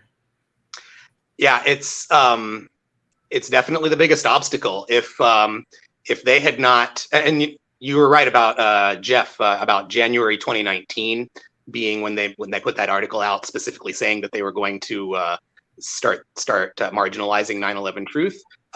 But I feel pretty confident based on when I used to talk to people at AE, that specifically with experts speak out, they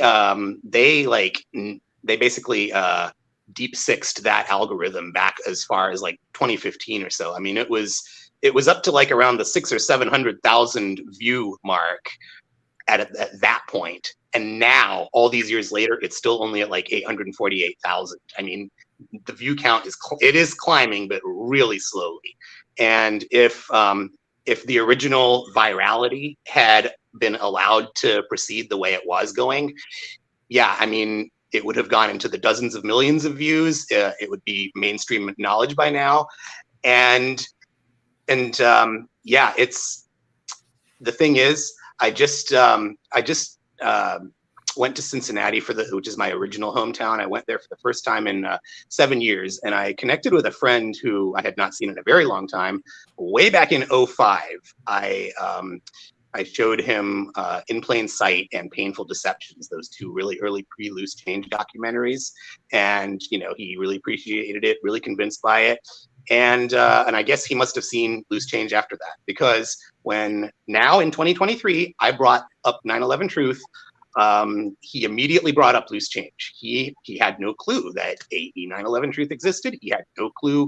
But what he did he basically let me know that he had kind of shied away from 9/11 Truth since I had shown him those early documentaries, because he had done his homework and looked at all sides, and he thought the debunkers sounded pretty convincing. So so I told him, I think you need to do some more thorough looking into this, and I can show you the way, and I can show you why 9/11 Truth has not been thoroughly debunked. But yeah, I mean, he had no clue that there were nearly 4,000 architects and engineers behind this.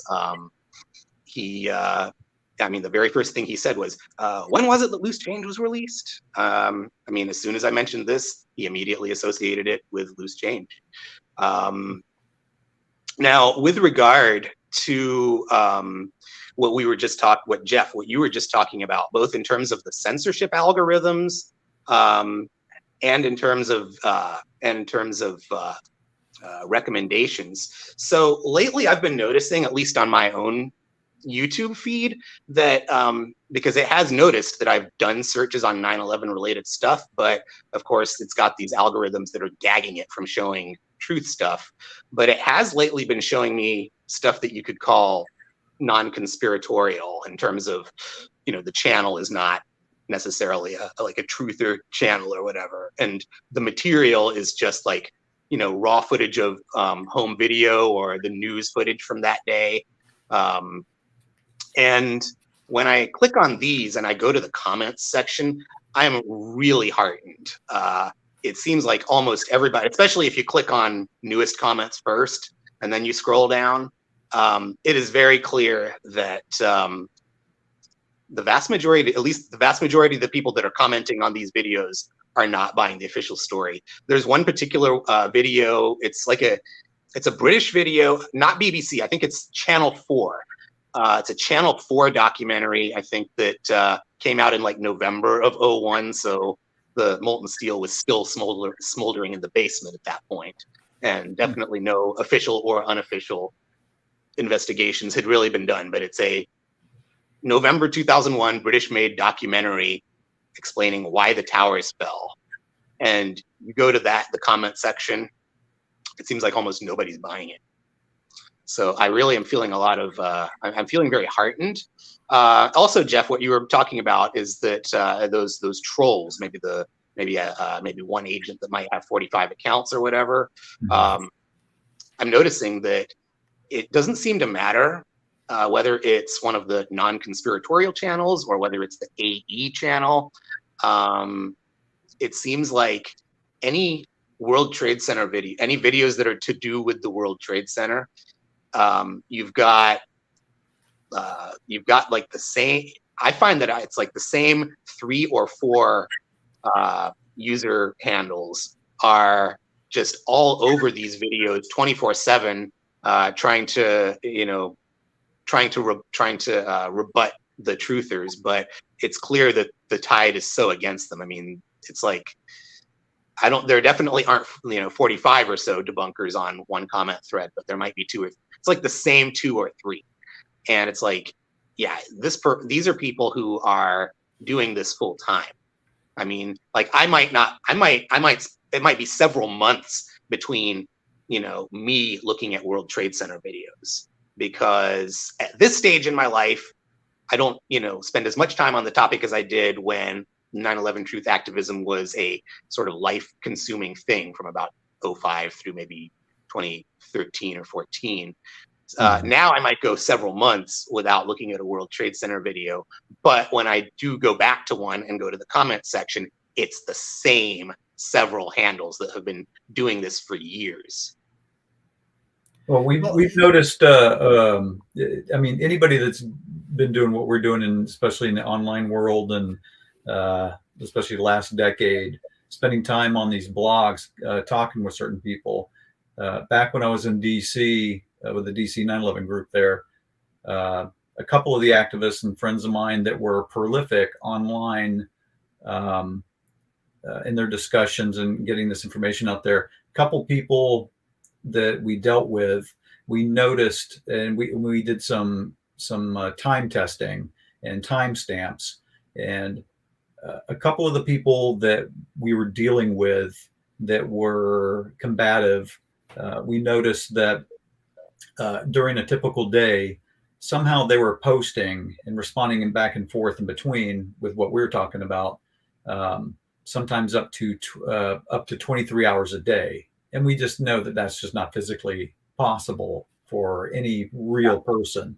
So I mean, we're talking mid 2000s. So technology was a little bit different then, but of course the stuff that we're using today is not, what they had access to back then, was well in advance of anything that we were currently using. So, I mean, they're always ahead that way, and always have been, always will be.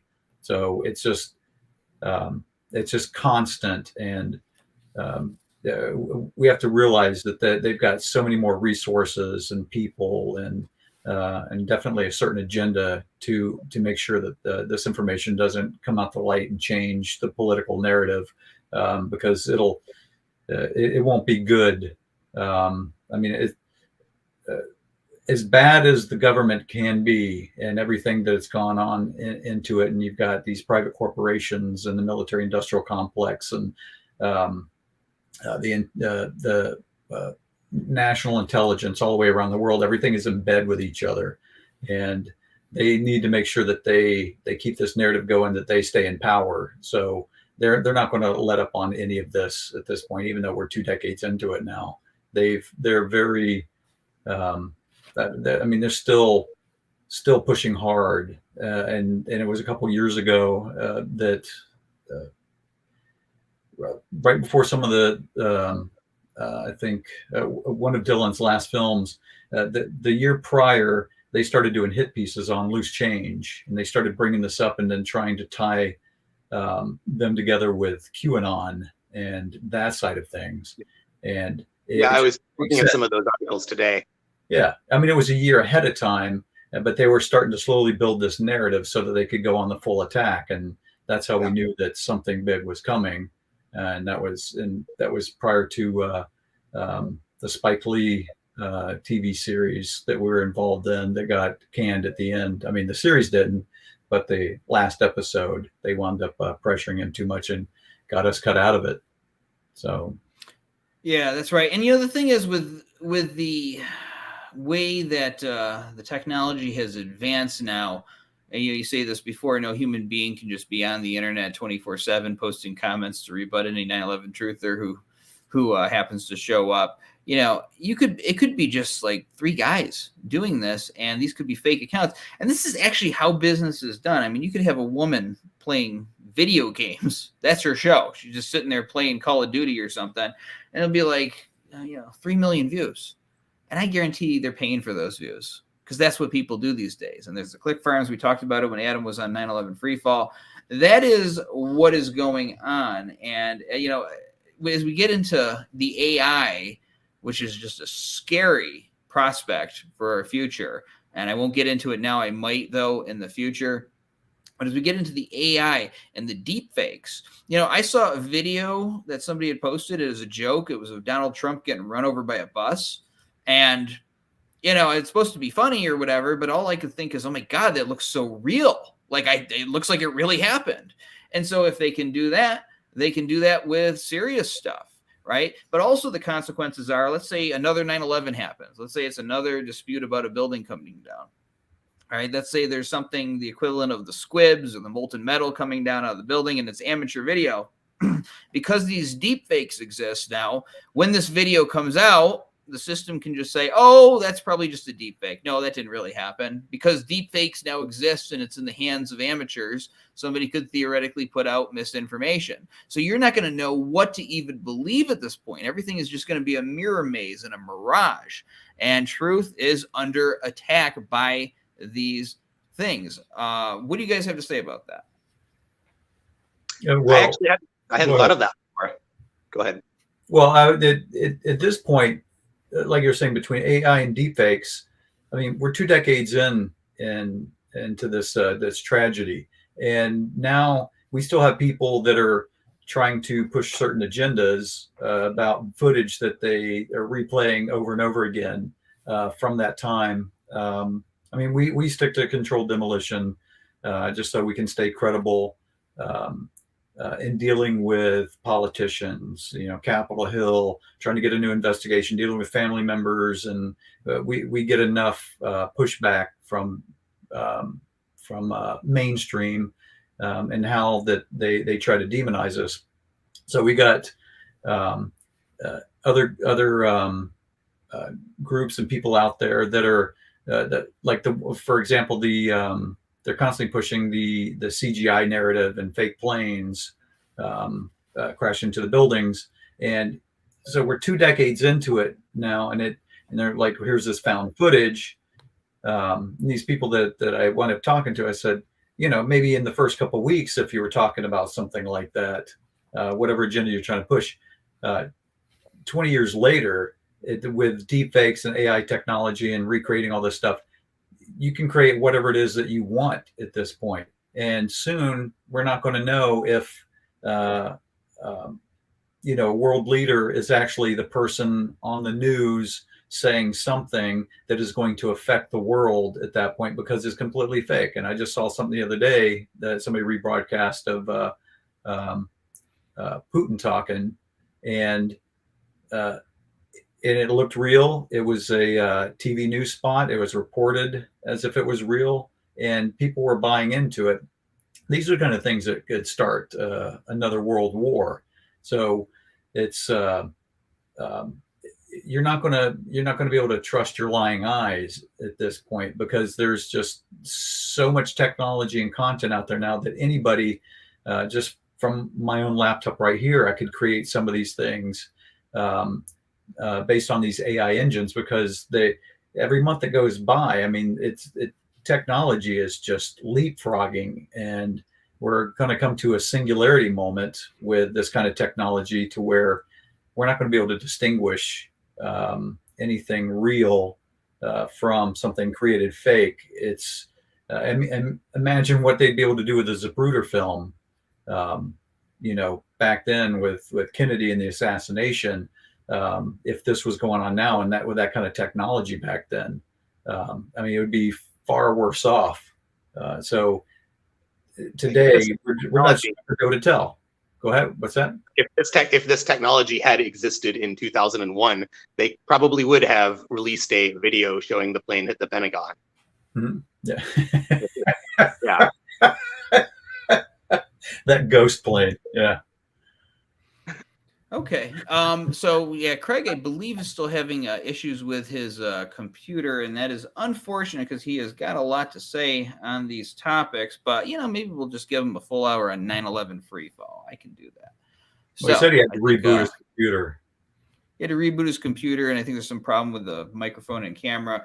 But whatever, we can do it another day, and if that don't work, we can try it another day after that. I can go all year. So, but I do want to talk about this. I mean, because this is all part of the attack on sharing of real information, on people trying to get things done in this world. And basically it's Cointelpro, and that goes back to 1960s. And I'm not saying the Google algorithm censorship is Cointelpro. It's a different thing, but it's all part of the same ugliness and nastiness against movements. It goes all the way back to the 1960s. Of course, we know about it because activists who were looking to steal draft records broke into the FBI headquarters in, I think it was Philadelphia. And yeah, it was outside Philadelphia, in a small town outside there, but it was in Pennsylvania. Okay, and I don't know what just happened with Adam there. He disappeared for a second. Accidentally closed the window. Oh, okay. It was AI that got you. There you go. But no, so they found these papers, they published them, they knew this was going on. It goes on even before the 1960s, and we're not going to be able to cover it all in this particular hour, but I'm going to be covering more of it. And this is actually a very big topic of interest to me. So even into my later years and such, I'll be covering even more. This is just the opening shot of it. But you know, because it has existed, the whole goal is to atomize movements, to try to reduce the ability to get anything done, and to try to target legitimate activists and turn them against each other. Now, what is the consequence of us ignoring the reality of Cointelpro for any movement, not just the 9/11 Truth movement? You want to go ahead, Jeff? Well, I'll let you start if you want. But I was going to marry in the two that, you know, if it wasn't for these activists breaking in and finding these documents, I mean, they were looking for something completely different. Than they wound up in finding a treasure trove. That's what exploded that onto the scene. The amount of FBI involvement in infiltrating any group, anything that they were worried could destroy whatever it is that they were working on, anything that would push back on the government. At that time, it was the anti-war movement in Vietnam. But it's similar to the church committee hearings and the American people finding out at the time about Operation Mockingbird and how long that had actually been going on, the CIA's program. I mean, you've got two intelligence agencies that hate each other. Hoover was such a control freak with the FBI. I mean, he had documents on everybody. He was blackmailing everybody. I mean, he was even doing that to Walt Disney when, you know, he found out that Disney was working with the CIA. He's like, well, if you're helping them out, you know, you're going to work for us. And so this is how it works in DC, is that they get this intelligence on people, and then they wind up compromising them and getting them to work for them. I mean, most people don't know that the whole reason why Disney was able to build their theme park in Florida is that the CIA actually built shell companies and went in and bought up all the property, all the orange groves and ranches and everything running through that whole corridor in Florida, so that they could build that park. And you know, the bigger question is, like, you know, why was it so important for the CIA to help out Disney to make sure that this theme park was being built? I mean, that's a whole nother rabbit hole right there. But with Mockingbird, you know, the CIA's creation in 1947, and then that was one of the first things that they did. People forget that a lot of the newspapers, the people running the TV networks at the time came out of the OSS, that became in World War II, that became the CIA once it was created. And they just kept a lockdown on the information that was coming out to the American people. I mean, that's during the Cold War, when I joined the Air Force, I was recruited into U.S. intelligence at the time. I worked in a joint intelligence facility in Germany the entire time. And it had every alphabet you could think of during the 80s at that time. The current intelligence apparatus all around DC and allegedly under the guise of fighting communism at that time, targeting what they said with, at least with Mockingbird, because I created propaganda back then for the U.S. government. CIA would come in for a job order, the NSA or somebody else. They all had some kind of agenda. I was 18, and the stuff that I was asked to do just seemed really strange. But it was, again, because we're fighting communism, and the Soviet Union and the East Germans, is the fear of them getting closer and closer to the States. And of course, look at where we are now. We got communists in the U.S. government, the stuff we're dealing with, the Communist Party out of China controlling so many things. But it's, people don't really, and a lot of people don't even remember the church hearings. I mean, I'm sure some of the people that are younger don't know, and I've run into, don't know much about the Cold War, don't know about the church committee hearings, don't know anything about Operation Mockingbird or Cointelpro, the anti-war movement, what they went through. It's just they get in bed and infiltrate and get into these groups, and you just might have one agent that might be in your group, but it's just trying to manage what's going on, and in some way just try to sow dissent. And I saw that going on back in Germany during the Cold War, that it similar things that were going on, because I had one of my friends in the Air Force. He was an NSA agent, and he was sent behind enemy lines to sit in cafes listening to conversations, just to see if he could pick up on anything to report back on. So, I mean, this stuff's been going on a long time. And so it's strange for me that now everything is digital. Back in the day, I was doing physical paste and layup creation, document forgeries, and creating fake news, before it was so popular as it is today. And I would see things that I'd create on the nightly news. Like I always tell the one, seeing Ted Koppel talking about something going on and showing something that I just made like the month prior. And I'm like, that's how they're using that piece. But, at the time, and some of the people that we're dealing with, people have to understand that are working in some of these spots, this stuff is so highly compartmentalized that you might not know some of the things that you're actually working on. I mean, the pieces that I was putting together that would wind up in the Washington Post, New York Times, CNN, whatever it is, it would just be some kind of small component, but then it would be sort of like the overarching piece that they would use to push out something. And you just don't know sometimes where some of the stuff's going to go. I'm just so glad that part is over. I mean, I was so long ago.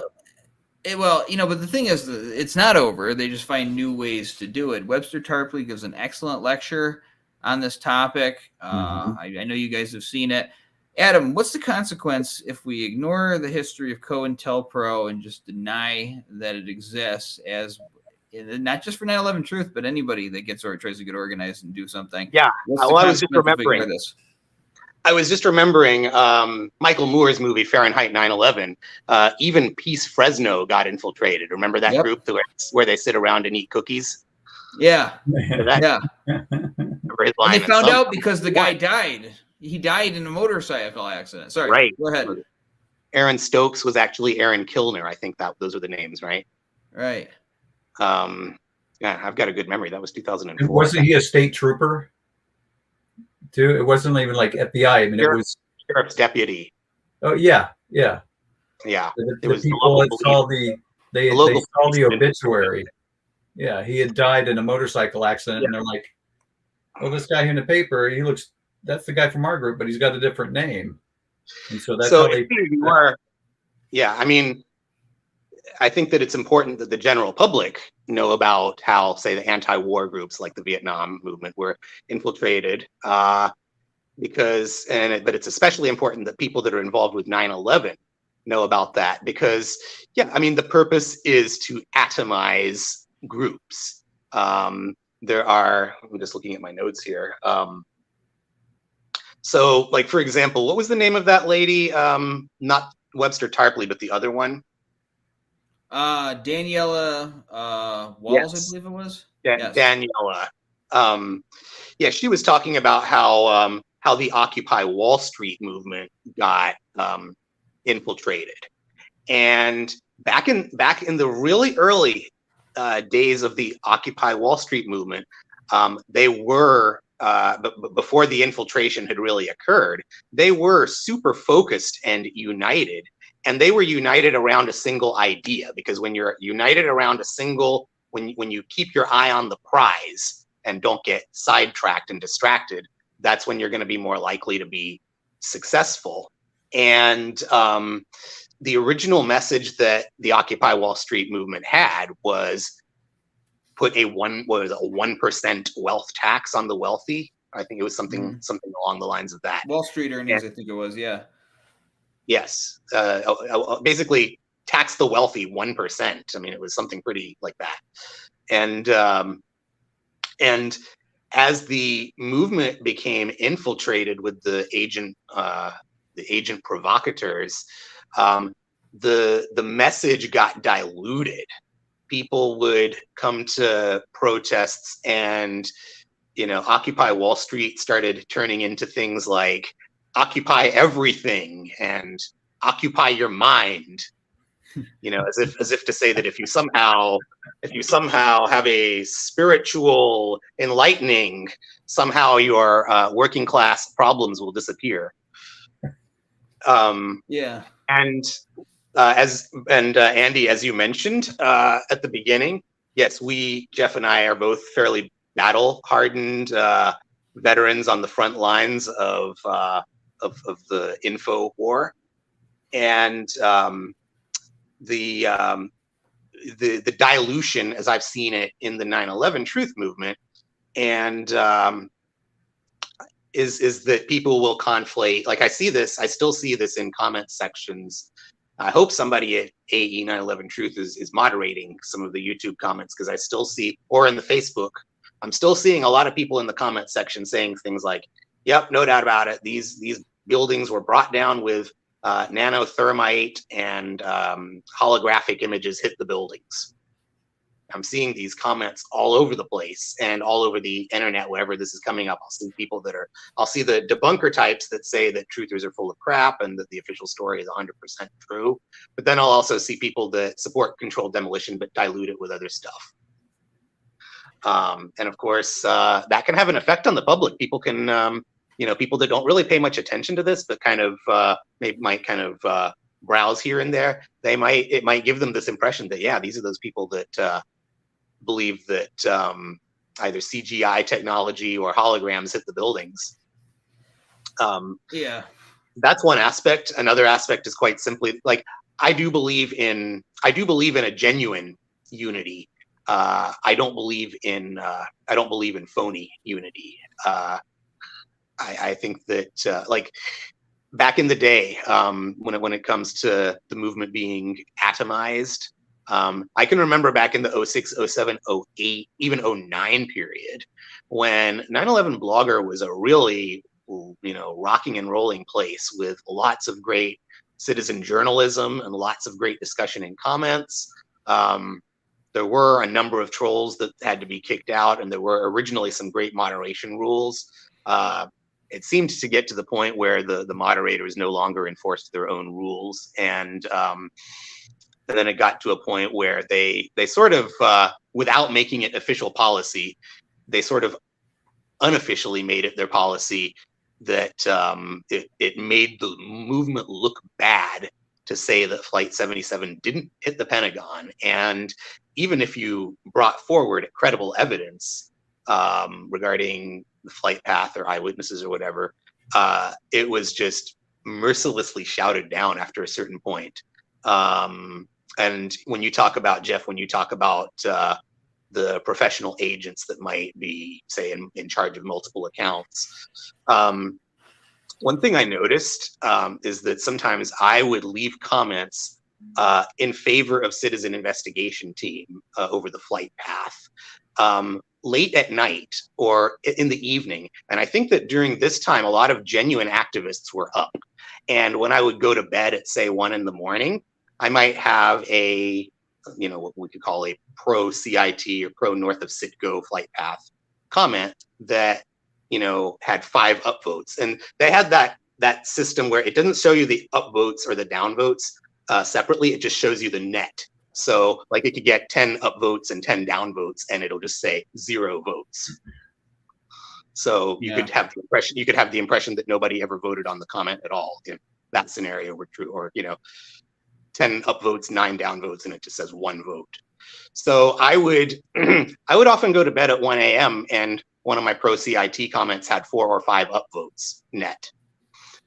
And then I would wake up the next morning and maybe refresh the page at, say, 9:30 a.m.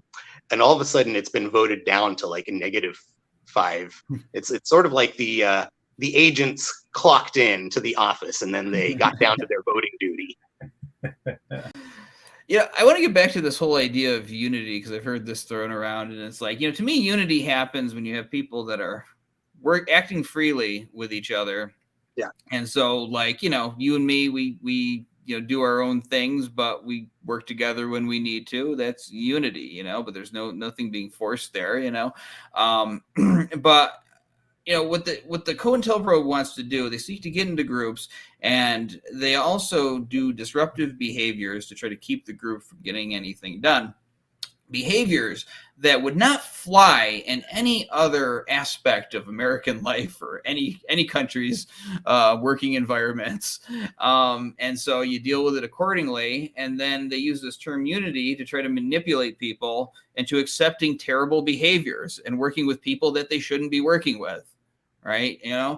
I mean, if Charles Manson agreed with, and I think he's dead now, but if he agreed with us about 9/11 truth, because he had an internet connection or something, would you unite with him? Of course you wouldn't, because he's a psycho murderer, right? So now bringing it down, if somebody just has bad behavior and is just toxic and brings a toxic environment to wherever they go, and you deal with it accordingly, you can't just cry unity. We all have to be united because this person happens to agree with you about 9/11 truth, or at least they say they do. This is just manipulative rhetoric, blah, blah.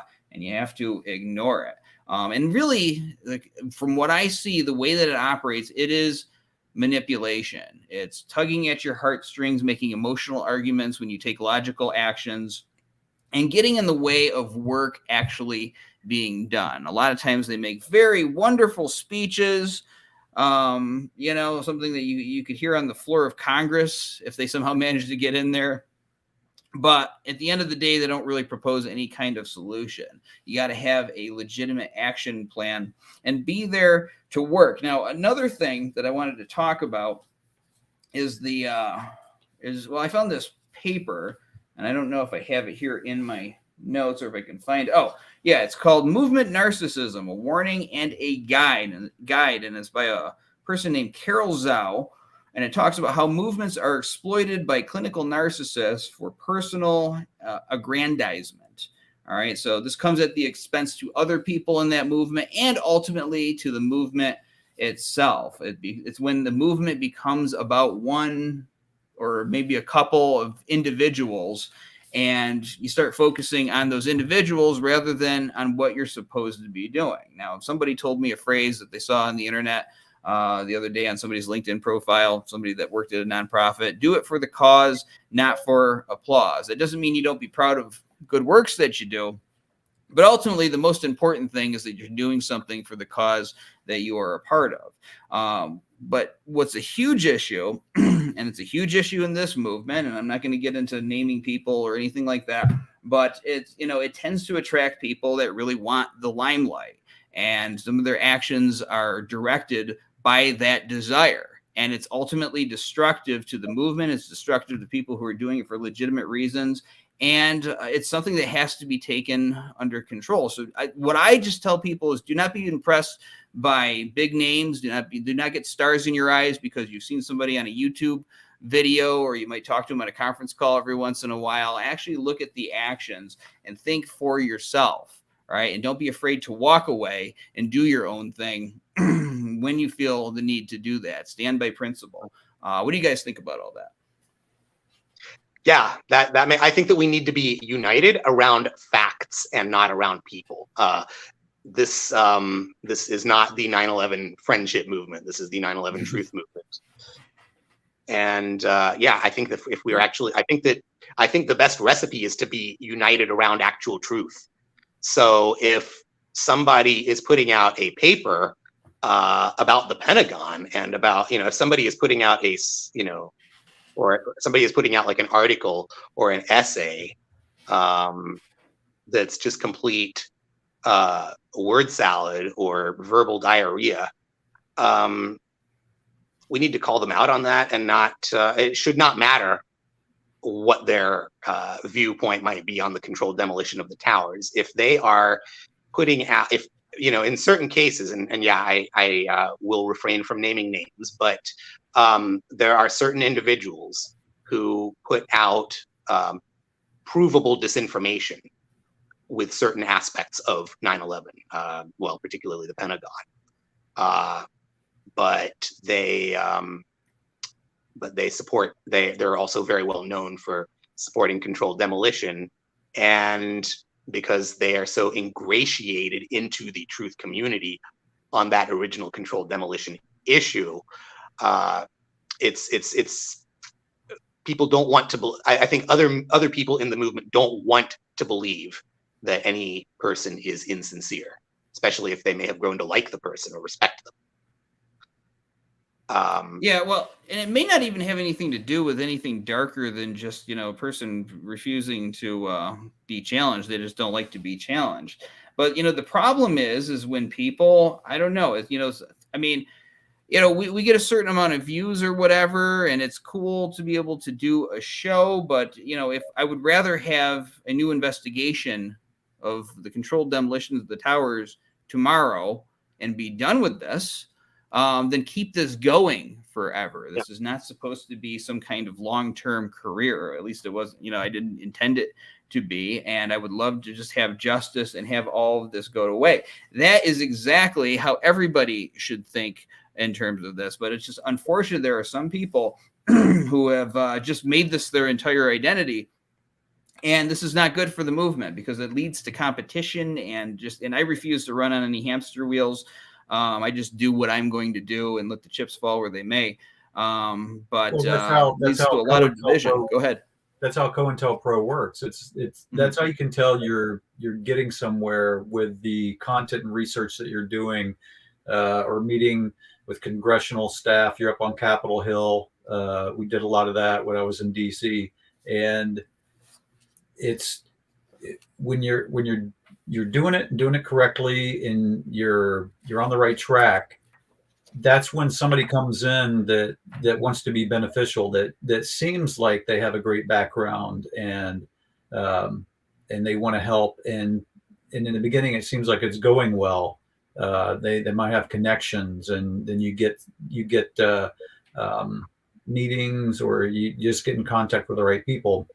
And notice this with the DC 9/11 group, because I was there for about 8 years, I think, and just used to see so many agents coming through. It was just so obvious after a while. You just started seeing the patterns that they would come in to help they'd be sheep dipped. They would have a great background, a story, paperwork, credentials, and they would talk about the right thing in the beginning, but then they would just start taking something over. Then they would just start derailing it. I mean, these were higher level agents. I mean, of course, being in DC, it was easy. We're just surrounded by all these intelligence networks, so it was easy for these agents to kind of come in, just float back and forth. But then they would send other credible whistleblowers, somebody that might have some kind of amazing, damning information. And then we would start dealing with them, and then all of a sudden they would do something bizarre, almost as if they were there was an MK Ultra kind of aspect to to their brain and how they were being affected. And then they would just do something so bizarre or something public that would just destroy the credibility of whatever it is that we were working on. I mean, we were making headways in certain areas, but then you would just see these trolls come out and these other agents and these people who, if we were doing something public, say in front of the White House, some kind of event, information pamphlet, and trying to get some information out, try to get some news coverage, we'd always get these bizarre actors that would come in and pretend like they were part of the group and whatever action that it was that we were doing, just to make us look insane. And it was just and that's how it was perceived. It was it just, I mean, we did so many credible things, but it was these public spectacles that would get the airtime that people would remember, and it would just derail anything. And for like people that were just looking into the information, once they saw something kooky, then they didn't want to be involved, or they'd push it off. I mean, we had so many government whistleblowers who would come to try to give us information, and then you'd get this sideways person coming in, these bad actors that would just kind of destroy it. And then the people would pull back because they were in fear of being exposed or being tied to something like that. I mean, we had one meeting that we had, we were able to secure a meeting with Barack Obama in his office at the time, as he had just been selected to run for president. And normally on Capitol Hill, you might get if you're lucky, you'll get a 5-minute meeting with somebody up there, and then you'll pitch it. Let's talk to some staffers, maybe talk to the congressperson or whoever that actually had the office. We secured a meeting, went in with Dr. Bob Bowman, who was doing the main presentation on Building 7, a bunch of videos that we had, and a handful of other PhDs and academics. And because of his background, being involved in SDI and the Star Wars project with Reagan back in that time, the 70s and 80s, coming out of the Air Force. And with all the credentialed people that were there, they took the meeting seriously. We started presenting it, and then they said, hold on, we want to do a little bit longer meeting. They brought in some other people. They kept us there for 45 minutes as we're discussing the collapse of Building 7, which most everybody else at the time had no clue what was going on. So they took it seriously. But I mean, I didn't think it was going to go anywhere because he was running for president, and not going to bring up that topic. But at the time, we were just trying to get these people to take it seriously enough to where we could hopefully get something going in the background and get an investigation going, so that the family members who were pushing for this for so long, just trying to get some kind of justice for their family members, they could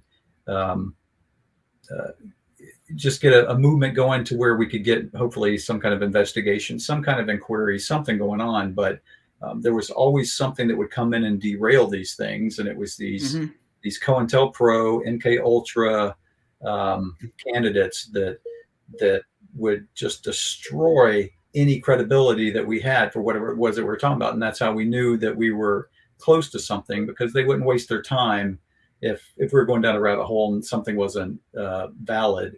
But if you were in the right direction, just kind of like this video later when it goes up and it's posted on YouTube, it's going to have a disclaimer at the bottom, either from Wikipedia or Encyclopedia Britannica, talking about, well, this is the official story, and these people are just kind of crazy. And if you want the real information, you got to come to us. And so they have to fact check whatever it is that we're talking about. And they wouldn't do that if what we were discussing over these years just had no validity whatsoever. They just would not pay attention. Yeah, and it's fun to read that Encyclopedia Britannica blurb with a British accent. That's what I always do in my head when I see it. Guys, we could talk about this for hours, and we do behind the scenes. But right now during the event, I do have to move on. But thank you so much for coming tonight, for your time. And I think we're going to continue this on in future shows and such. So thank you. Thank you. All right. And folks, the number one thing I want people to take away from this is listen to yourself. Don't be peer pressured. Don't be manipulated. Don't be a dope. If something doesn't make sense to you or it doesn't seem right to you, then get away from it and follow your own heart. That's what you have to do in this world. All right. I am very excited about this next guest. I have not actually had a chance to interview him yet, but this is Michael Parker. He is a media host, a producer, and he is a musician. He has hosted or produced over 1,000 episodes of standalone content, including his popular internet television program, which is called Antidote. He has appeared as himself on the Travel Channel. He's been in documentaries, and he's frequently a guest on terrestrial and internet radio. He also co-wrote the title songs for our films Seven and The Unspeakable with hip-hop artist Remo Conscious, and he's contributed 2 songs to the soundtrack of Loose Change Final Cut for Dylan Avery. His current podcast is Michael Parker Media, and it can be found on all major platforms. So we'll be hearing more about that, but let's go ahead and bring him on in here. Michael, nice to meet you and welcome to our event. Oh, and I think you're on mute, sir. Can't hear you.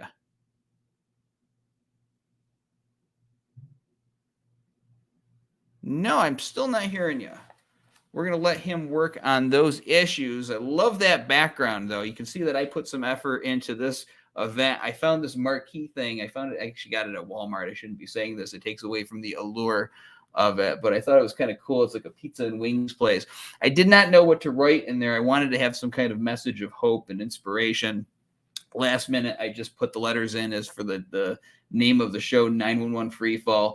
But I think when we do 911 Freefall, rather than just advertising the show, I'm going to find some kind of quote. It's going to have to be a short one because you don't get a lot of room in there. Something that can inspire people, because that is what I want to do with the work that I put out there moving forward, because you need to be inspired in this movement and you need to keep on fighting and find something within yourself that you find that keeps you motivated and in this fight. You know, why are you involved in the 9/11 truth movement? Why are you out there still continuing on with this cause even 22 years later? Is it justice for the families? Is it justice for the victims of that terrible day?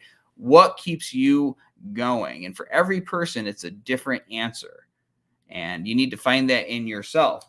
And you got to basically, know how to basically keep that motivation going for the long term, because it is a long-term fight.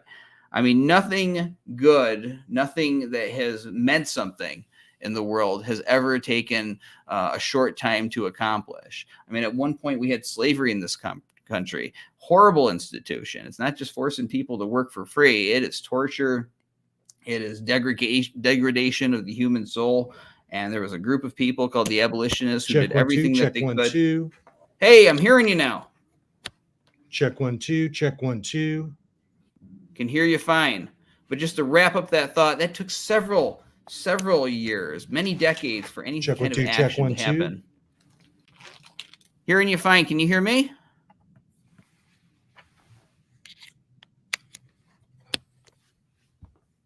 Can you hear me okay? Does anyone hear me? I can't hear anything. I hear you just fine. I hear you. I don't think he's hearing me, though, very well. I don't hear you. And this, okay. Well, this is what happens during live streams, but this is all part of the experience. You know, we could have done a taped program this week. It was actually discussed on our execs team. All right. Well, we're gonna let Michael work on that. That's okay. I'm going to put him in the backstage right now, and we'll see if he can get his audio fixed. But we actually talked about doing a taped program this week. And, I remember back when COVID first hit, we had something planned. I think it was in New York City, and we had to cancel it because of the world situation.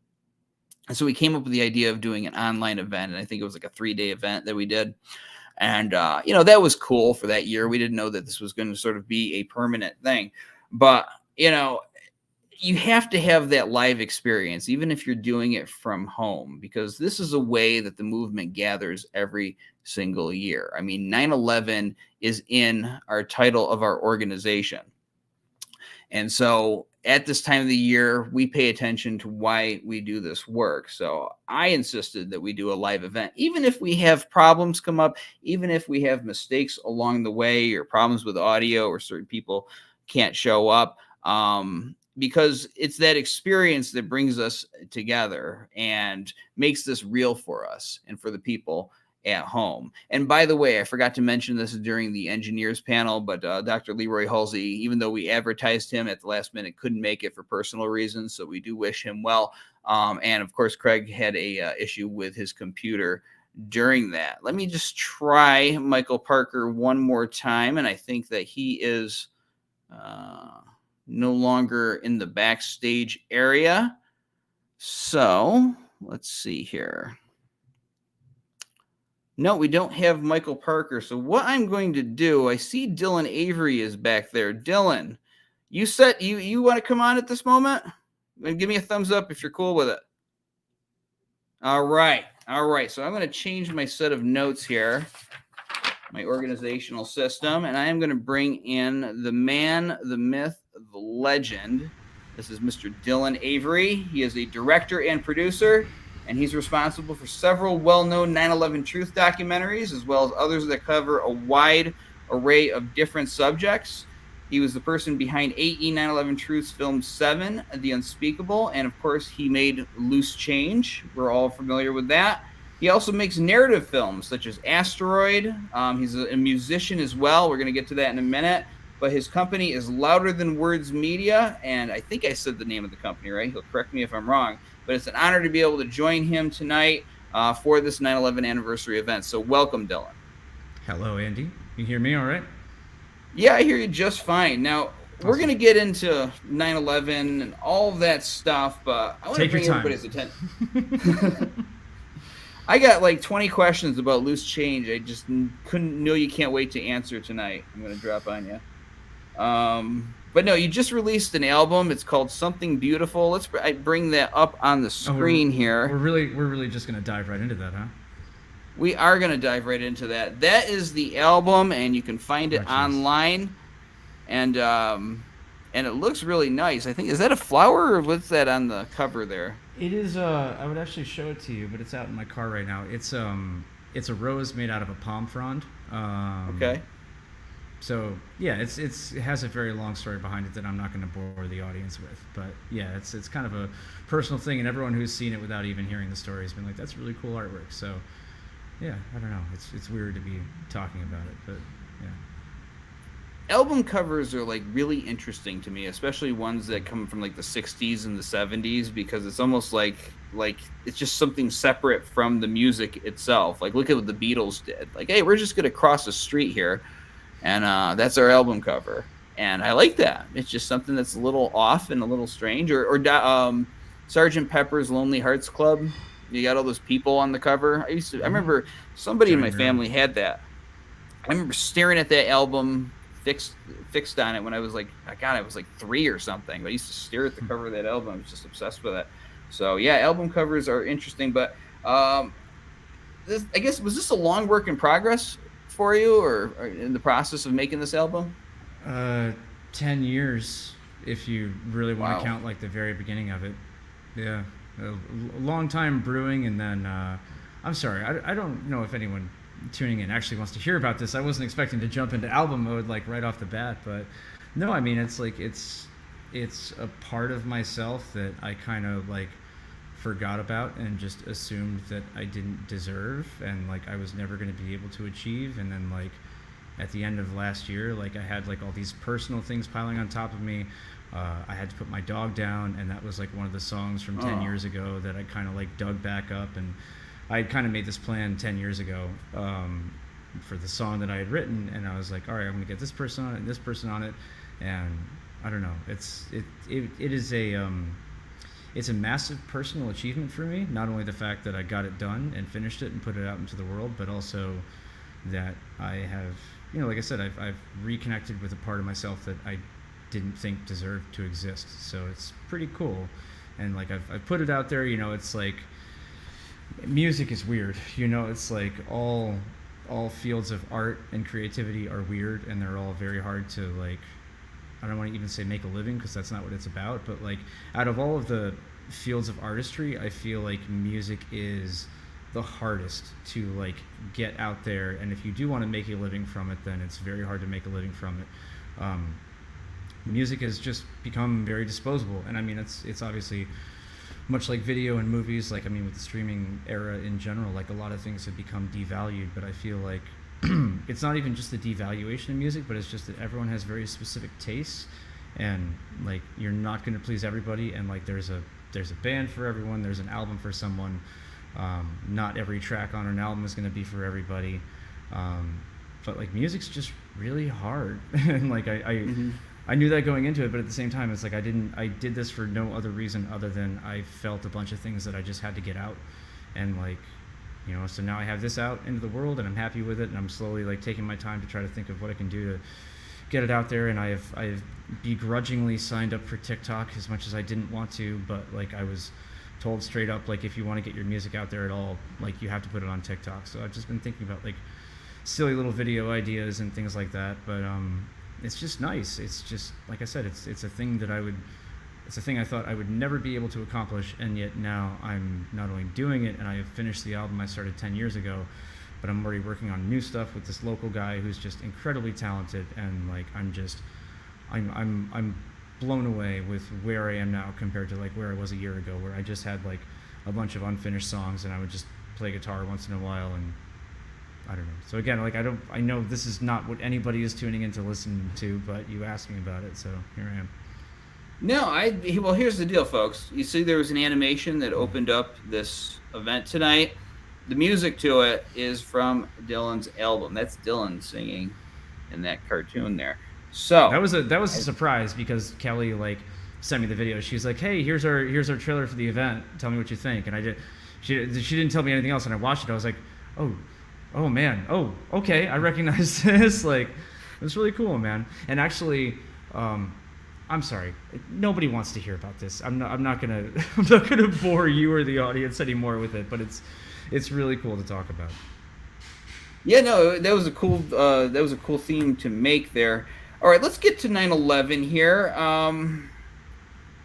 We're going to talk about 9/11 truth, but also just any kind of issue that people care about, and entertainment. All right, are we in a place now in our society where media personalities can openly speak about a controversial topic like 9/11 and still expect the same kind of repercussions they would have gotten in the years that followed the event? Do you think that you know, like someone like I think it was Rosie O'Donnell spoke out and there was a big attack on her years ago, but now if she spoke out for the first time now, do you think there'd be as much of an attack? I don't know. I mean, I guess really the main thing now is that everything that 9/11 truth is associated with now is also associated with other things, and I guess that's the easiest way to put it. I don't mean to lift the curtain here, but Craig is saying, I hope you have the chance to let me know that you know I'm here. So Craig is there. Okay. He has fixed his laptop issue. Yeah, I don't know, man. That's kind of the problem, is that everything has become so diluted and yet so like associated with everything else that, like, again, you can't question. I mean, you can question, but that's what I'm just saying. Like, 9/11 used to kind of like at least somewhat exist in like its own little pocket, but I mean, you'd be associated with things like JFK, but I mean, like, I think that that's still a perfectly valid thing to think about and discuss and have questions about. But it's just become, I guess, guilt by association might be the best way to describe it. Like, there's just, I don't know, everything is just so, just kind of turned up to 11, and like, I don't know, there's like an extremism to every conversation that exists now that didn't exist before, and there's just no way of like saying something without someone thinking that you're talking about something else or that you're associated with something else. And I mean, like, going back to, you know, what a lot of Adam was talking about and you guys were talking about before I came on, like, I don't know, just kind of just the dissolution of the movement and like how quickly it is for like arguments and disagreements and fractures to pop up within the movement. And it's just it's kind of unfortunate, but and like I said, it's that same kind of reason why I got burnt out. I mean, not to get too much into it, but again, it's just like there were certain people saying certain things about certain people that might have been behind 9/11, which again is totally fine to think and talk about, but it became this kind of extreme end of the conversation that even if you weren't talking about it, you got lumped in with it. Again, not to get too far into the tangent, but I mean, I guess we're just burning time here. But there was a reporter that hit me up, like, I can't even remember when it was, but like some guy, like some reporter from Vice, of course, of all places, like messaged me through Instagram. He was like, "Oh, I'm doing a piece." I think it's that he was doing a piece on the protocols. I don't know. Again, this is probably not something I should be talking about in the show, but the bottom line is that this guy hit me up with a completely baseless thought of like where Loose Change came from and what it was inspired from, and had absolutely no evidence behind it whatsoever. And I just called him straight out on it. I was like, dude, I have no idea what you're talking about. Like, I literally have no idea what you're talking about. And if for some reason you go ahead and publish this theory of yours about my movie, then I'm posting these screenshots so people know that I told you were wrong. Again, not to be too elusive, I'm talking about a controversial subject that I'm sure we all know what I'm talking about, but I don't know, and that's really it, is like, that's a completely unfounded view of the origins of the movie, and yet some reporter thought that that was the reality of the situation, which again, I don't even know where he could have gotten that from, because like a basic internet search or any interview we did ever will tell you where Loose Change came from. So I don't know. It's just it's dangerous to talk about pretty much anything these days. So that includes 9/11.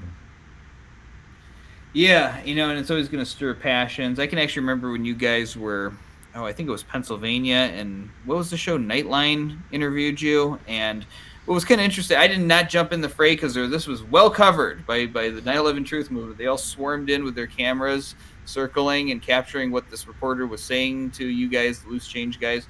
And I had watched it, and somebody had posted their video of the interview, but then there was a heavily edited version that came out on the actual program, and it really just laid out, the animosity between the mainstream media and this movement that's really just trying to get some attention on this issue. Looping slightly back to something I'm sure you brought up, but I remember that was the Valley Forge conference in 2010. Yes. And that was a reporter from Nightline, and they were there, they were there to talk to us. But the funny thing is that Bob McIlvaine was there speaking, and I'm pretty sure this is in the footage. Yeah, it's in fact, Corey is the one that uploaded it, and it's still on his YouTube channel. It's like ABC versus Loose Change or whatever. I've got my long bleached hippie San Diego hair. But he was like, this reporter who is sitting at a 9/11 event that has 9/11 family members present. Not only was Bob McIlvaine there, but Lori Van Auken was there as well. So this reporter had the audacity to be standing there at that event and being like, "Oh, well, you're disrespecting the family members by doing this." I'm like, "Go talk to Bob McIlvaine. Go talk to Lori Van Auken. Like, they're literally right over there." And the guy's like, "No, we're not going to do that." So it's like, all right, so. Again, like, you're saying I'm disrespecting a certain kind of person who is literally within speaking distance, and you could go interview them if you want. And so, like at that point, again, it was 2010. Like, I was just over it. I was just over like being asked the same questions over and over again, and just finding myself just walking into the same trap over and over again, and thinking like maybe this time will be different. And sometimes it was. Like I had some pretty good interviews with the occasional journalist, like Coleman Jones from the CBC. Like, he not only gave us like a fair shake in the interview and in the edit, but then he actually went and questioned Lee Hamilton and like asked him some like very direct questions. So Deborah Farrick at CNN, actually, she was like pretty nice to us at the time as well, and that was 2006, like right in the fray of it. But like generally, like anyone that ever wanted to talk to us had some kind of an agenda, and like I guess everybody does, but I mean, like, after a while, it just became like so transparent, and it's just like, why would I want to keep doing this, Yeah. Well, let's talk about what you're doing now, and I wanted to talk about the possibility of this actually coming in entertainment. These kinds of topics and becoming more mainstream. And what I've noticed now, and I don't go see a lot of Hollywood movies anymore. Most of the stuff that I watch is usually on some kind of streaming service, which would be like Netflix and all of that. But or what's the other one? Hulu. But a lot of people are walking away. There's too many. Yeah, there's too many. There's a lot. I like Shudder. That's one of my. That's all focused on Shudder's horror movies. Yeah, and it's like watching what's that? Monster Vision with Joe Bob Briggs, back in the '90s. He's got a show on there now. He's a comedian that reviews horror movies. Anyway, but a lot of people are walking away from Hollywood right now because of these bland movies that we're getting. Because there's a general feel that there's more authenticity or no authenticity in the creation of these films, and that the artistic aspect is really gone, and what you're really getting and shoved down our throats is just some kind of corporate slap together creation. Now, what do you think of those sentiments, and should people be walking away from Hollywood? I mean, that's kind of tough to say because like Hollywood is such a large term, and like Hollywood I mean, if we're talking like big studios and stuff like that, I mean, look at everything that's going on with SAG-AFTRA and the strikes right now. I mean, like, I don't want to say people should like walk away from the big studios because the big studios do occasionally take a risk.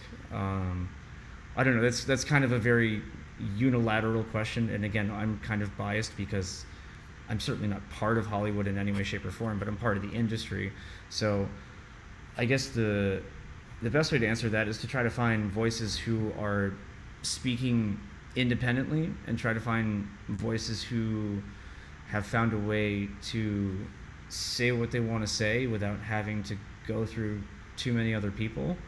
I mean, like, generally, when it comes to filmmaking and just making things in general, like, the more you have to ask permission for things, the less it's going to be yours at the end of the day. And I mean, that goes from financing to producing to directing, like everything top to bottom. Like the more you have to ask other people permission to do it, one, the more likely it's never going to happen, and two, the more likely it's not going to be yours at the end of the day. And I guess that's, again, really like a long-winded way of saying, like, I don't want to say that people should just like walk away from Hollywood itself entirely, because I mean, like, Hollywood at this point kind of just makes everything, except for the indies. But I mean, like, even then, like, you know, like Lionsgate, they're part of Hollywood, you know, and they do a lot of independent work. So I don't know. I think there's a lot of truth and a lot of like great messages that are still available to be found out there. And I mean, like, and there's still nothing wrong with a nice dumb popcorn movie. I mean, like, it's partially what I love. I love like going to see like Mission Impossible, and, you know, like, I love the occasional Marvel movie. They've kind of been on a little bit of a downslope, not to get into that whole thing, but, you know, it's like I said, there's a lot of great things being made in and outside of the system, and I guess you shouldn't blanket say you're not going to support Hollywood while also turning a blind eye to some scrappy little independent film that got like a 2-week run in like 100 theaters.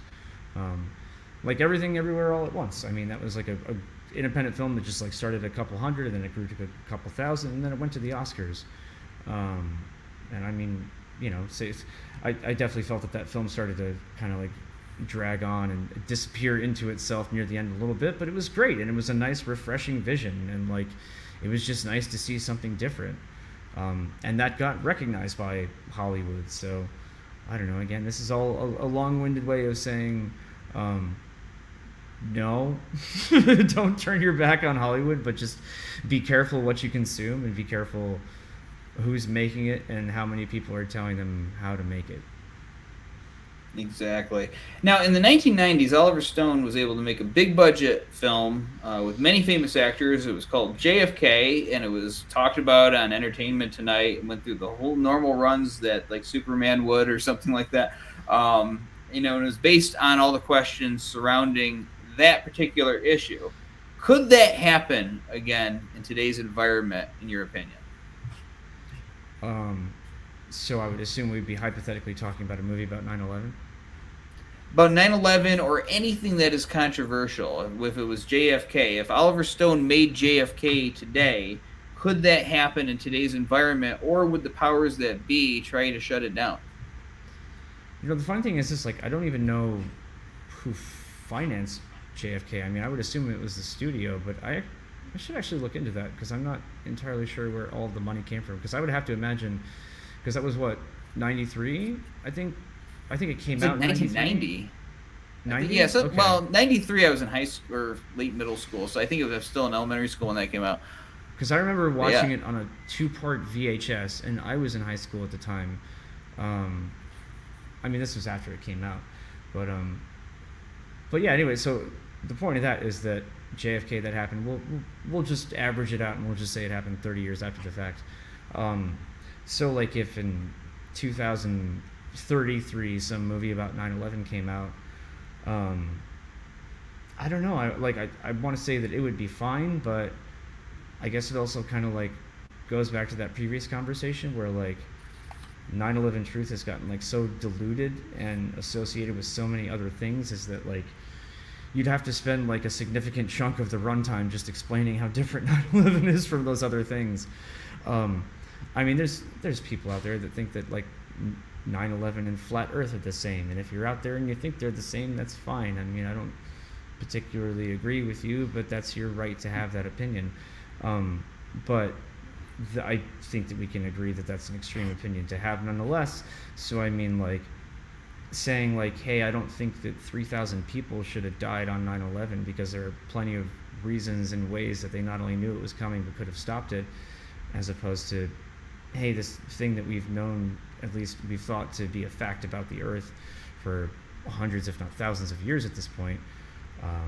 I don't know. Now I'm going on a flat Earth tangent, but that is my point, is that like you can't talk about 9/11 now. Before it was, like I said, you would talk about 9/11 and you'd be associated with JFK, but now you talk about 9/11 and you're associated with Alex Jones and Sandy Hook and, you know, like I said, everything else under the sun. So it's tough. Like it would be very tough to have a focused message about it. And like I said, you'd have to make sure that you're spending a significant amount of time like really kind of like drawing that line in the sand. I don't know. So is it possible? Yes. I don't know really where the funding would come from for something like that.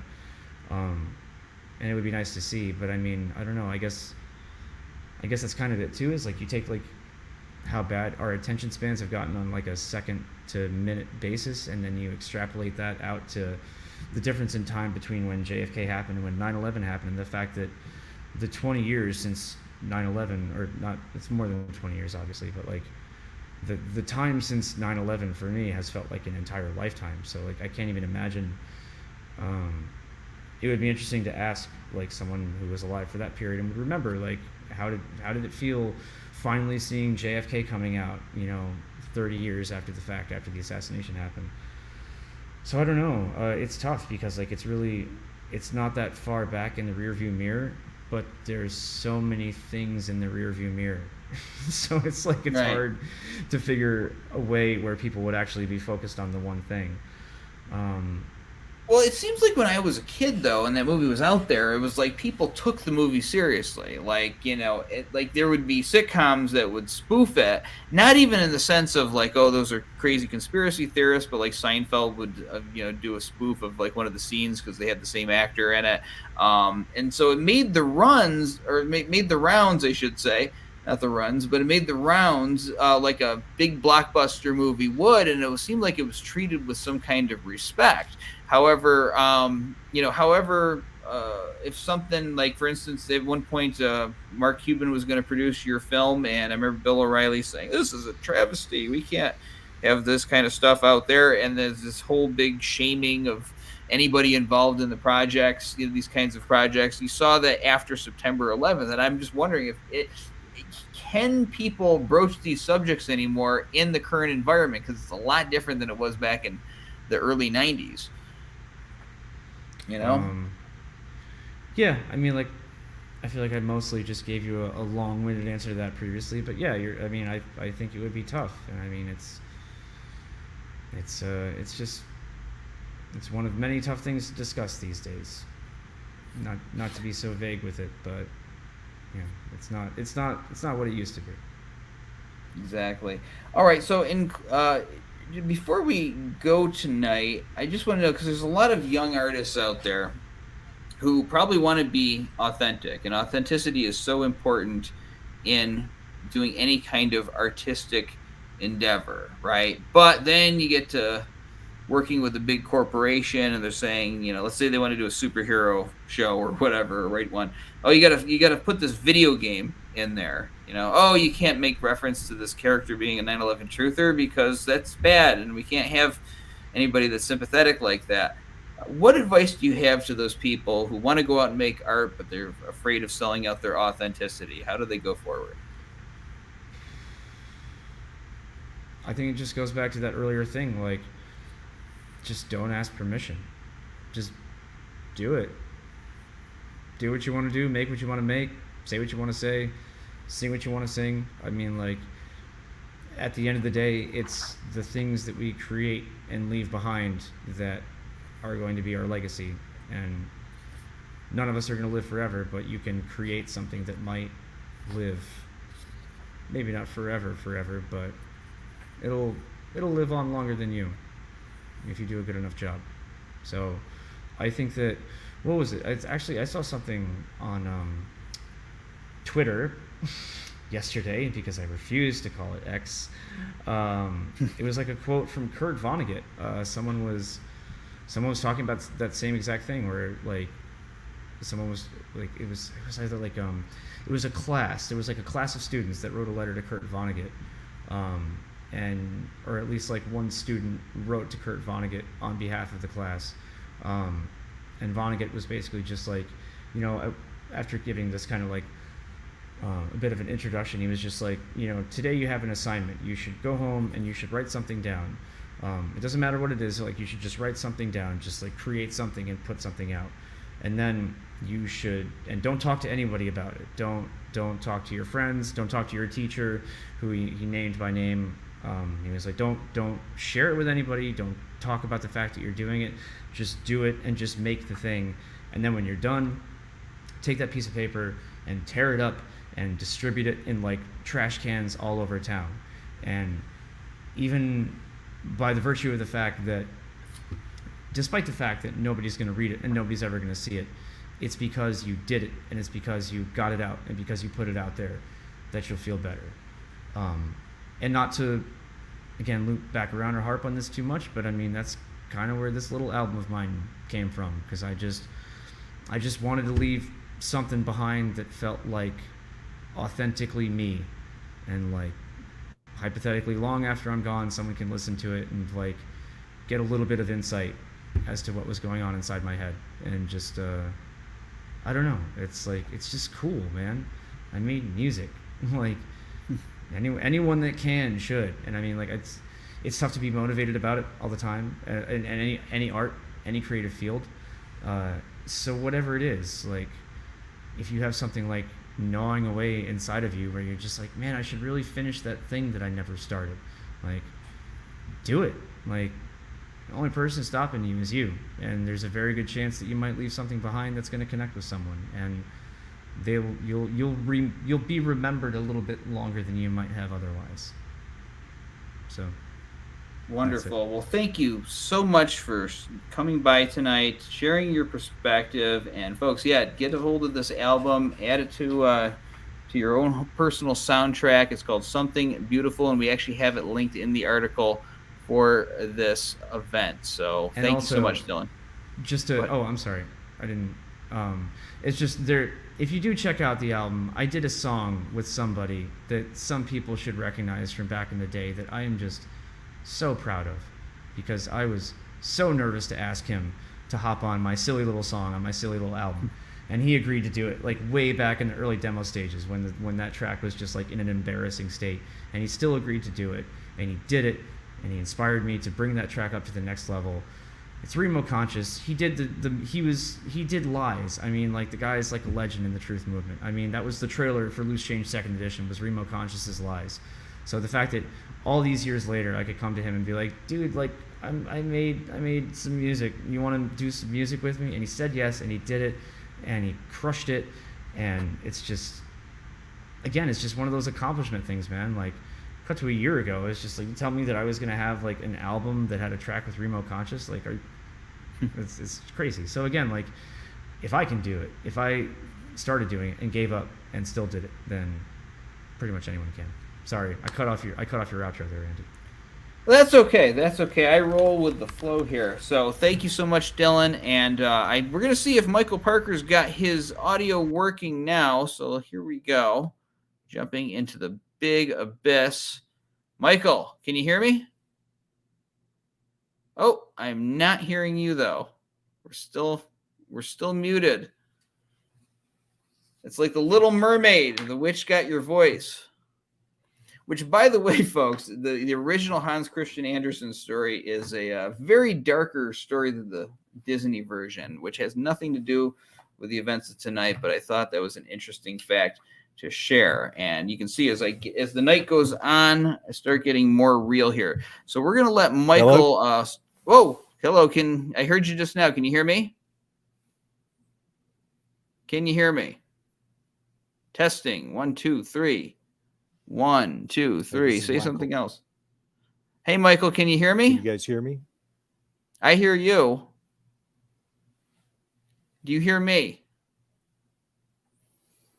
No, he's not hearing me. You guys hear me? I don't hear you. Yeah, there is some kind of know connection what the that's deal not is. happening. All right. We are going to maybe there's something something with his audio where he is not hearing me.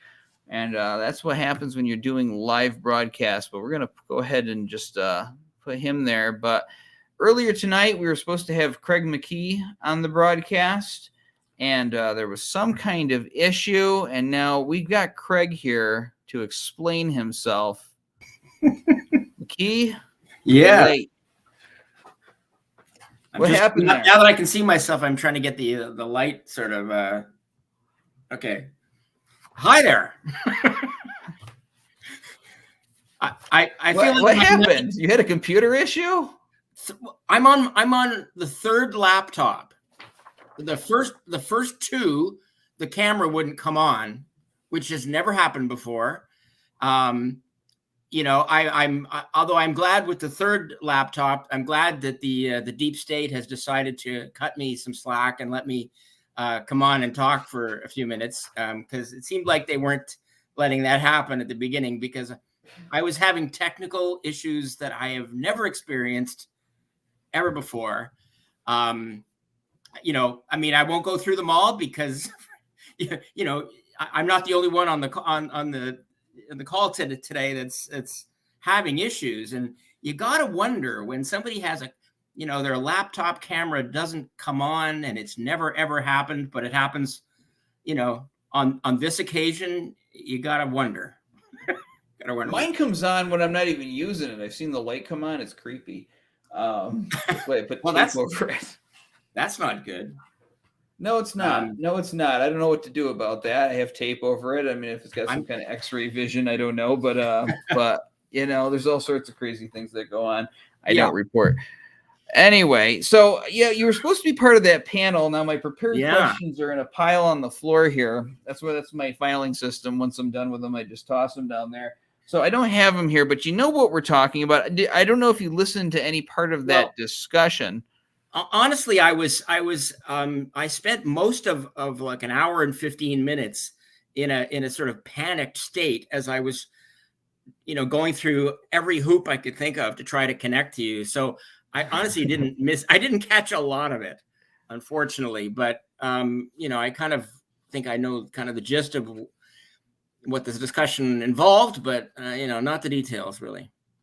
All right. What to you is the single, well, I'm not going to say the single one that narrows it a little too much here and puts you on the spot. But what do you think one of the biggest obstacles that we face in the truth movement now is? Wow. Picking one is hard. You only get one. Let's see. Okay, I won't say anything flippant. Well, we have. I mean, okay.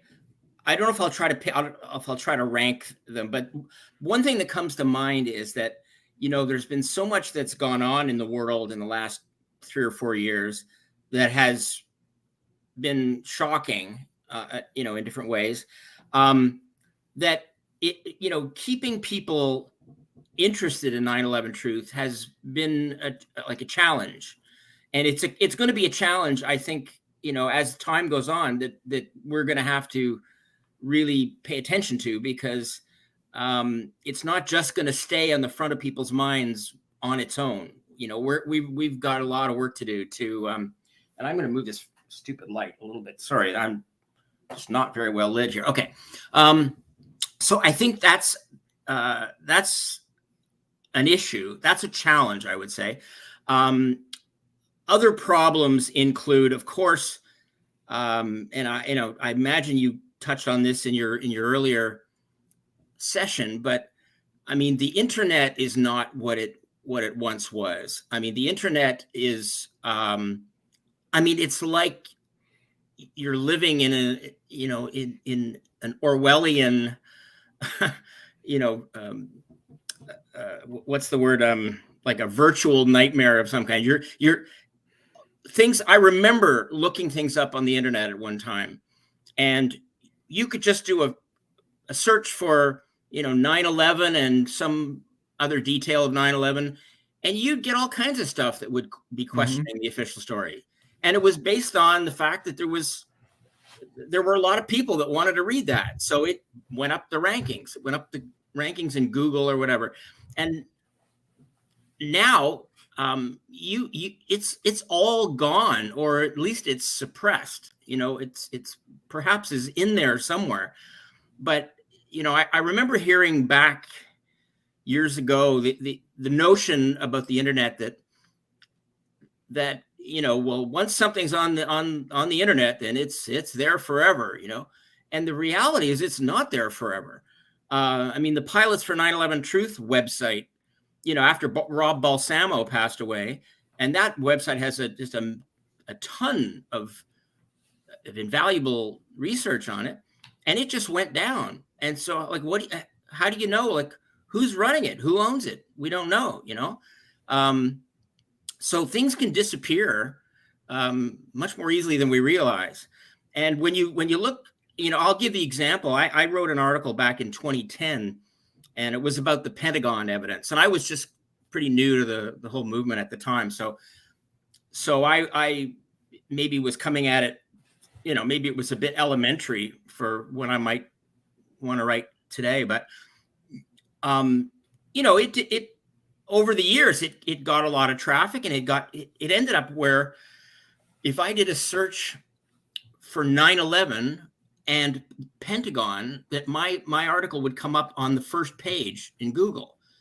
And I didn't have to say conspiracy theory or anything like that. It just 9/11 Pentagon. Today, that article, unless you know the exact headline, I don't know that you'd ever find that article. And I can tell you that, if we're talking about censorship and the internet, well, we are, since I brought it up, I guess. But in 2017, Google changed its algorithm. And I went from, that year, I had something like 560,000 hits. The previous year, I guess it was, on my blog, which is truthandshadows.com. And, when they changed their algorithm, the traffic on my site dropped by between 90 and 95%. I used to get 1,700 hits a day. Now I don't even get that in a month, and that led me for a while to, I guess, to kind of get discouraged. And so I didn't really produce anything for the blog for quite a while because it was just kind of demoralizing. But now I'm sort of back and doing it again. But it's amazing how they can mess with something like the Google algorithm and kind of wipe you off the face of wipe you off the map. I think on your Free Fall show one time, we already talked about the fact that the blog ended up being deleted by WordPress as part of this whole, censorship thing. So, I was able to recover that. But anyway, it just goes to show you that, and if you look at now, if you put in something like 9/11 and Pentagon now, or any other even remotely controversial subject, all you get is mainstream sources, page after page after page of mainstream sources, and fact check. You have all these things labeled fact check, So, in fact, I went to DuckDuckGo just for the fun of it today, just to see what would happen. And I put, this is not an AE subject, whatever, but it's something I'm into, which is the Pentagon. And I typed into the search in DuckDuckGo, no plane hit the Pentagon on 9/11.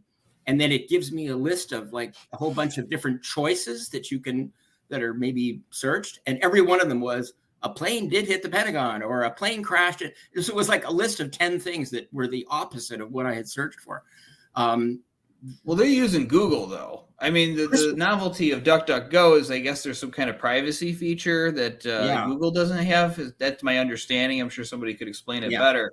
But you really got to go find some obscure search engine now. Now, I had recommended one named Mojeek on the show, and then somebody writes a week later, this show recommended Mojeek, and it's terrible. They may have used I can't remember if they said it's whatever. But basically, I'm not saying this thing is perfect. I'm saying that you got a better shot of finding what you're looking for on this thing than you're going to find on Google, unless you got just the absolute best search term. And I mean, obviously, this is a problem. There used to be a free and open nature to the internet. And look, could you, hook up with the wrong people when you go on the internet? Absolutely. That's why you got to exercise your own discernment and judgment when going out there. But you got a lot more information and a lot more exposure to the world than what you have now. And they can just shut down discussion of certain things and keep certain topics from reaching too many people. They had an issue with 9/11, and I don't think they expected it. Right. Yeah. Well, I mean, I think another major issue that we're facing in the movement is, frankly, infiltration by people who one can argue about whether they are agents or whether they just behave that way, or that's a thing that we can't always know for certain. We can only judge on whether the behavior of a particular person who says that they're a truther is productive or destructive.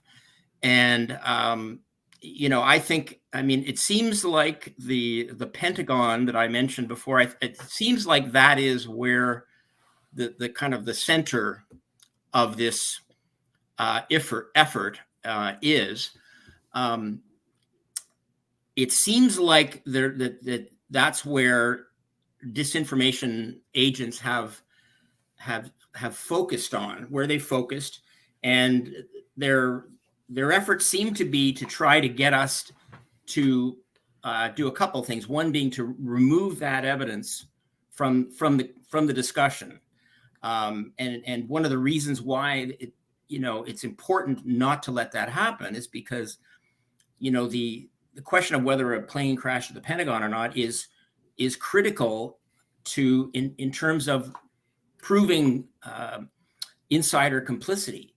If you show that a plane did not hit the Pentagon, as I would assert, there's no other group, there's no other entity that could have staged such a thing. No outside group. It obviously it means the government, it means the military. So there's this effort that's going on that's of people who otherwise claim to be truthers, but who seem to want to put years and years and years of effort into convincing us that just about every single thing about the Pentagon official story is true. All the government evidence is true. The official flight path, everything is true, with the possible exception of, who was flying the plane. And I think that issue has been used as a kind of a way of really poisoning the truth movement, the discussion. And I think it's done enormous harm. And And yet, you know, and I'll get accused of being divisive because I call out some people in the movement that are doing this. But, you know, the difference is they're pushing almost entirely, they're trying to push us almost entirely towards the official story. Whereas I'm trying to show all the things that are wrong with the official story, starting with the World Trade Center, of course, and you're, you know, very familiar with all that evidence, and all the AE supporters certainly know that evidence very well. But I like to think that, you know, that showing all the things that are wrong with the official story, every possible thing, very much the way David Ray Griffin did with all his books. You know, he didn't just pick one thing and only talk about one thing. He showed how all of it didn't make sense. So when people that are in the movement are trying to year after year kind of nudge us closer and closer to the official story, I think you have to ask, why are they doing that? And how is that supposed to be beneficial? So I believe in pointing out every flaw in the official story. And I think that's why I'm so pleased to be associated over the years with architects and engineers, because I think that the group does a great job of, you know, it has picked an area of, you know, expertise, an area that it has all the science to show, you know, that controlled demolition took place of all three towers. And that's a beautiful thing. That's why the group has such credibility, is that it has kind of kept that focus. But I mean, as a movement, I think we have to show how the other parts of the story are false. And, you know, I would add Shanksville to that. I would say, like, there's not enough attention, and that I'm guilty of that. But there's not enough attention given to the Shanksville evidence. I mean, that's talk about crazy things in the official story. I mean, the official story of Shanksville is that the 757 crashed in an open field and buried itself entirely under the ground. I mean, that's a crazy thought, you know. So, you know, that's not a bad thing to be pointing out to people.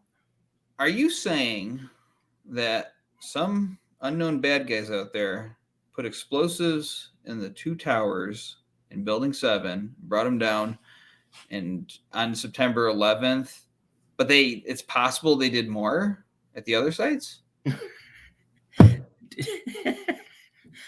That is pretty crazy, isn't it? I can hear the disinformation trolls tomorrow. They're going to say, AE's getting into the Pentagon. No, we're not. Right. No, we're not. But what I am doing is I'm putting a spotlight on something that has been very divisive towards people getting something done. And there just seems to be this group out there that is very focused. So I call them the 9/11 Truth Taliban, on targeting anybody that not only just agrees with Craig's position and trying to get them removed from the movement, because they're the guys who are going to decide this, nobody else, but just targeting anybody that, you know, lends them an audience or is, you know, just sympathetic to the fact that there's this position out there. I always say, just, you know, release the videos. There were tons of them around there that would end the debate. Well, it probably wouldn't at this point, considering deep fakes and all that stuff. But regardless, this whole issue has been used to try to target people, get them removed. And it's people that are otherwise very good. And, you know, 20 years, well, not 20 years ago, it hasn't been that long, but I mean, since, you know, 2008 or whatever, back then, this wasn't that big of a deal. A lot of people had this opinion and had different opinions, and people had different opinions about it, but they still got along just fine.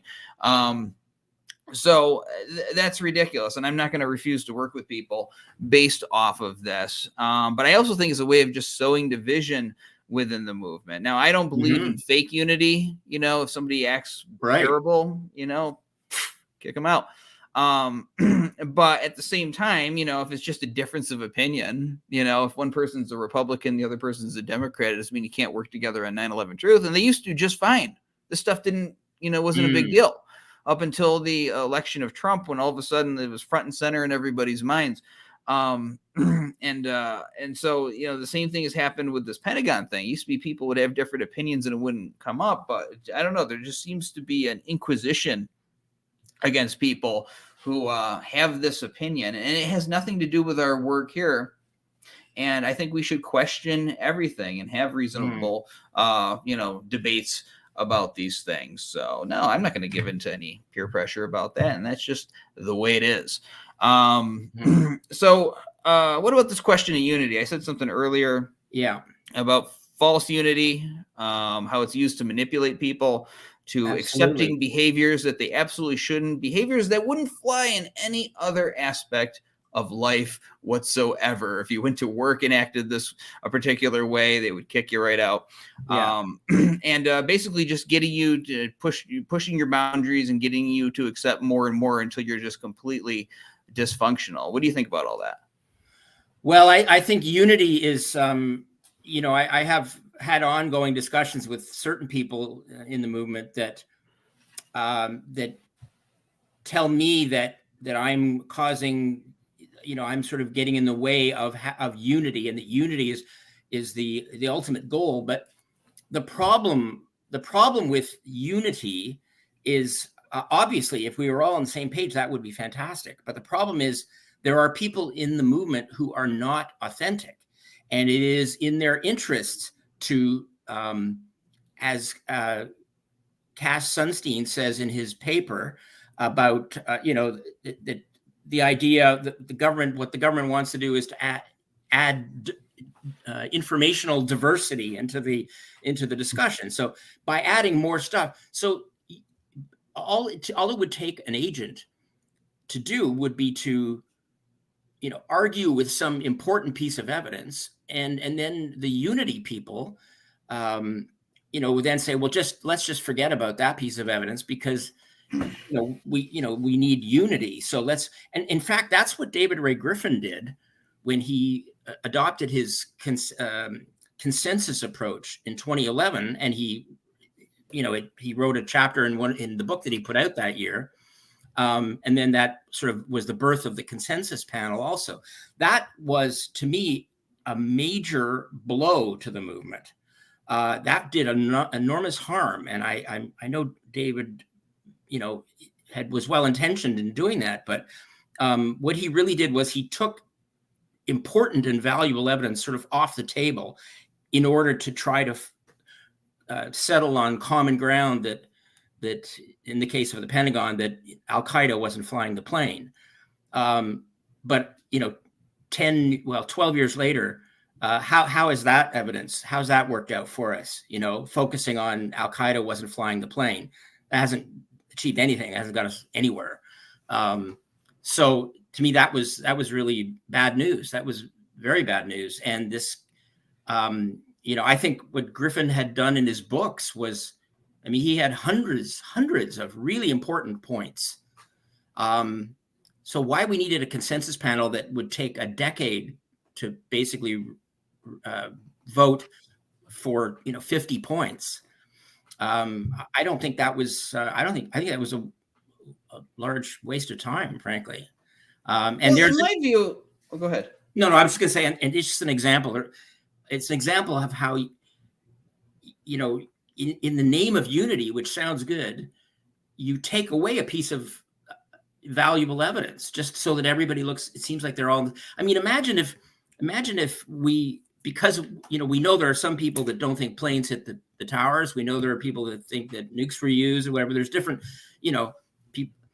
Imagine if we took the controlled demolition evidence off the table because we want to have unity with the people that think that no planes hit the towers. It would be an insane notion.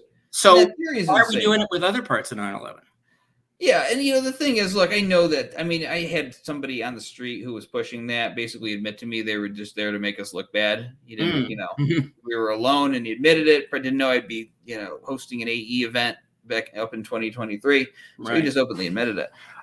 So that's really what that's all about. So it's an absolutely ridiculous assertion. But I don't spend my time giving lectures about how airplanes hit the towers and what the official story is true. I spend my time on what I disagree with, which is the analysis from NIST. Now, you know what unity is to me? Because, it's just basically this empty catchphrase. Yeah. What do you mean by that, right? Is there an actual action to be done here? Is there some kind of work to do? Or are we all just going to show up in the street holding hands going, no, we're all united? It's a cliche. Yeah. Platitudes. All right. Now, unity to me is like, okay, we have a bunch of people calling this radio show. You think this about the Pentagon or whatever, and this other person thinks something else. But here's what you both do. You call at 8 o'clock and then you call at 9 o'clock. You say this, you say that, and it's about building 7. And there we go. We got something done today. We got the information out there. It's all based on work. All right. You don't have to have everybody on the same page to get something done. I mean, it's a country. America is like a country of 300 million people, probably more than that.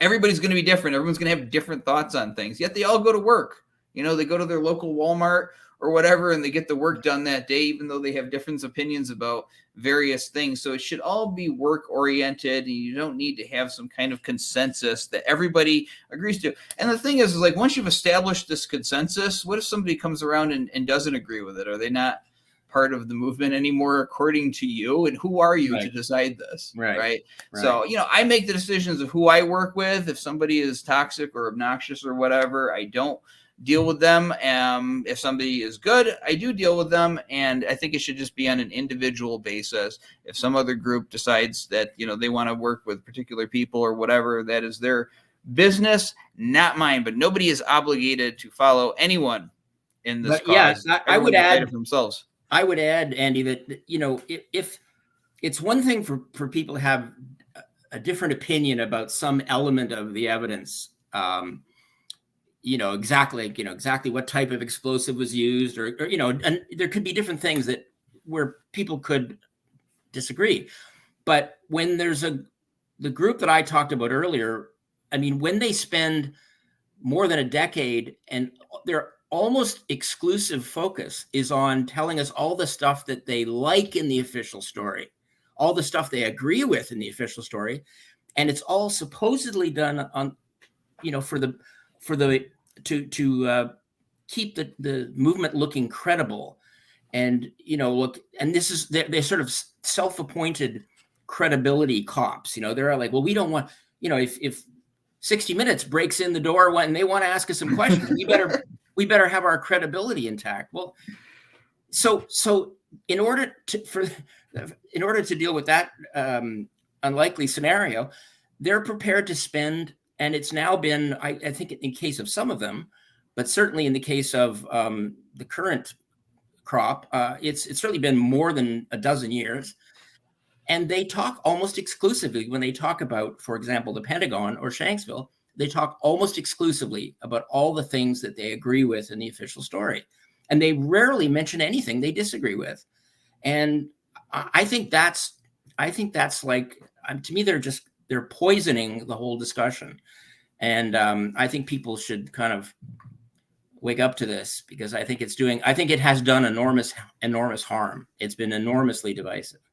Well, when you get new people coming to the movement and they're appearing to them saying, you shouldn't, I'm going to tell you who not to work with, this person or that person, and here's why, and what's your view on these things, that's toxic. Now, look, I won't work with certain people, and I have no problem saying it. And if somebody asks me why I won't, I'll tell them why, and then it's up for other people to decide for themselves. I can't presume that I'm going to control everybody. I don't have that ability, and I don't want to, but I really think it should just be people following their own directions, and if they get burned, they learn the lesson from that, and maybe they come back. But this kind of behavior, I think, has held us back very much so, along with egos and such. So very good, Craig. I know you kind of got gypped out of your time here by the computer, but I don't want to keep people on forever. I think you're going to be on my show very soon here. So what I'm going to do is I'm going to send you back, and we're going to see if Michael Parker has the audio issues worked out. If not, we're going to close it. But thank you for being brutally honest out there and having the courage to say things that most people in a unafraid truth movement are afraid to say. So go to Craig's websites and check them out. Thanks, Craig. Thanks for having me, Andy. All right. We're going to give Michael another shot here. Third time's a charm. Let's see. I can hear myself. I can hear you. All right. Very good. I'm echoing. It might be a little distraction though, for the audience. I think they can hear me a moment after I'm talking. Right. Maybe if you can be tuned down. Hang on just a second, because I've gone through multiple browsers, and now I'm using the onboard mic and my speakers. So That's okay. Yes, very. I like the moon. I'm staring at that over your head there, and I always like the moon, different phases of the moon. Astronomy is always in a interesting topic to me. I'm a huge space geek. There you go. There you go. The astronomy club in high school. First time I ever got to see Saturn in the rings. All right. Now, I'm just going to look at Jeff down in the back room here. Jeff, are you hearing my echo when I talk? He's hearing it pretty bad. Is there any way we can tune that down? I've got one last option. One last option.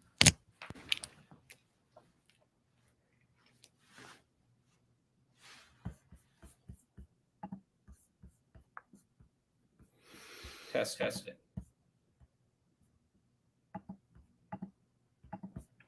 Andy, do you hear me? I hear you. Yes. Here's what we are going to do. Maybe I can mute you. Hold on. Yeah, I think we have to do this another time, Andy. I'm not sure what the issue is, but because I don't want to make people continue to wait. Fine. Yeah, that is perfectly fine. So we will reschedule Michael Parker, and we got a weekly podcast anyway, and we're always loving to get new content. So let's talk about that offline, and we'll reschedule. All right, sounds good. All right, folks, that is live TV for you. We just take it in stride, and really, we just want to be able to give you an opportunity to get together with us around the time of the anniversary. Remember why we do this work. Remember why AE 9/11 Truth is still so important, and continuing this important mission that we all care so much about. Something led all of us to the cause of 9/11 Truth and justice for the victims and their families. And I watch other things having nothing to do with 9/11. It could be a true crime show, something like that, or they'll be talking about a cold case from the 1960s. It'll be some murder victim that has been forgotten by most of the people that knew him back then, but their mother still is pursuing justice on the case. And it'll be the elderly person, but they're still thinking about their daughter that died in 1967. The whole affair just happened the day before, and they need that closure. And for the people that died on that day, think about all of the lives that were suddenly ended, all of the dreams and aspirations just gone because they happened to work in the wrong place at the wrong time. And they still haven't gotten their justice because the National Institute of Standards and Technology is going to stand by their story, even if they have to bend reality and the laws of physics in order to do that. So we like to be able to put together a good program for you, or do our best to do that. We're not working with the resources that CNN has, but we do our best to do something to give you this feeling and remind you of why this fight continues, each year as this grim anniversary comes up. So I want to thank everybody for watching Truth Defiant tonight. And of course, you can follow us at ae911truth.org. My website is 911freefall.com. We'll have this program archived, and continue watching 9/11 Freefall. We're going to try to get Michael Parker on there and Craig as well, so we can continue that discussion. But this is Andy Steele saying, have a great night, folks.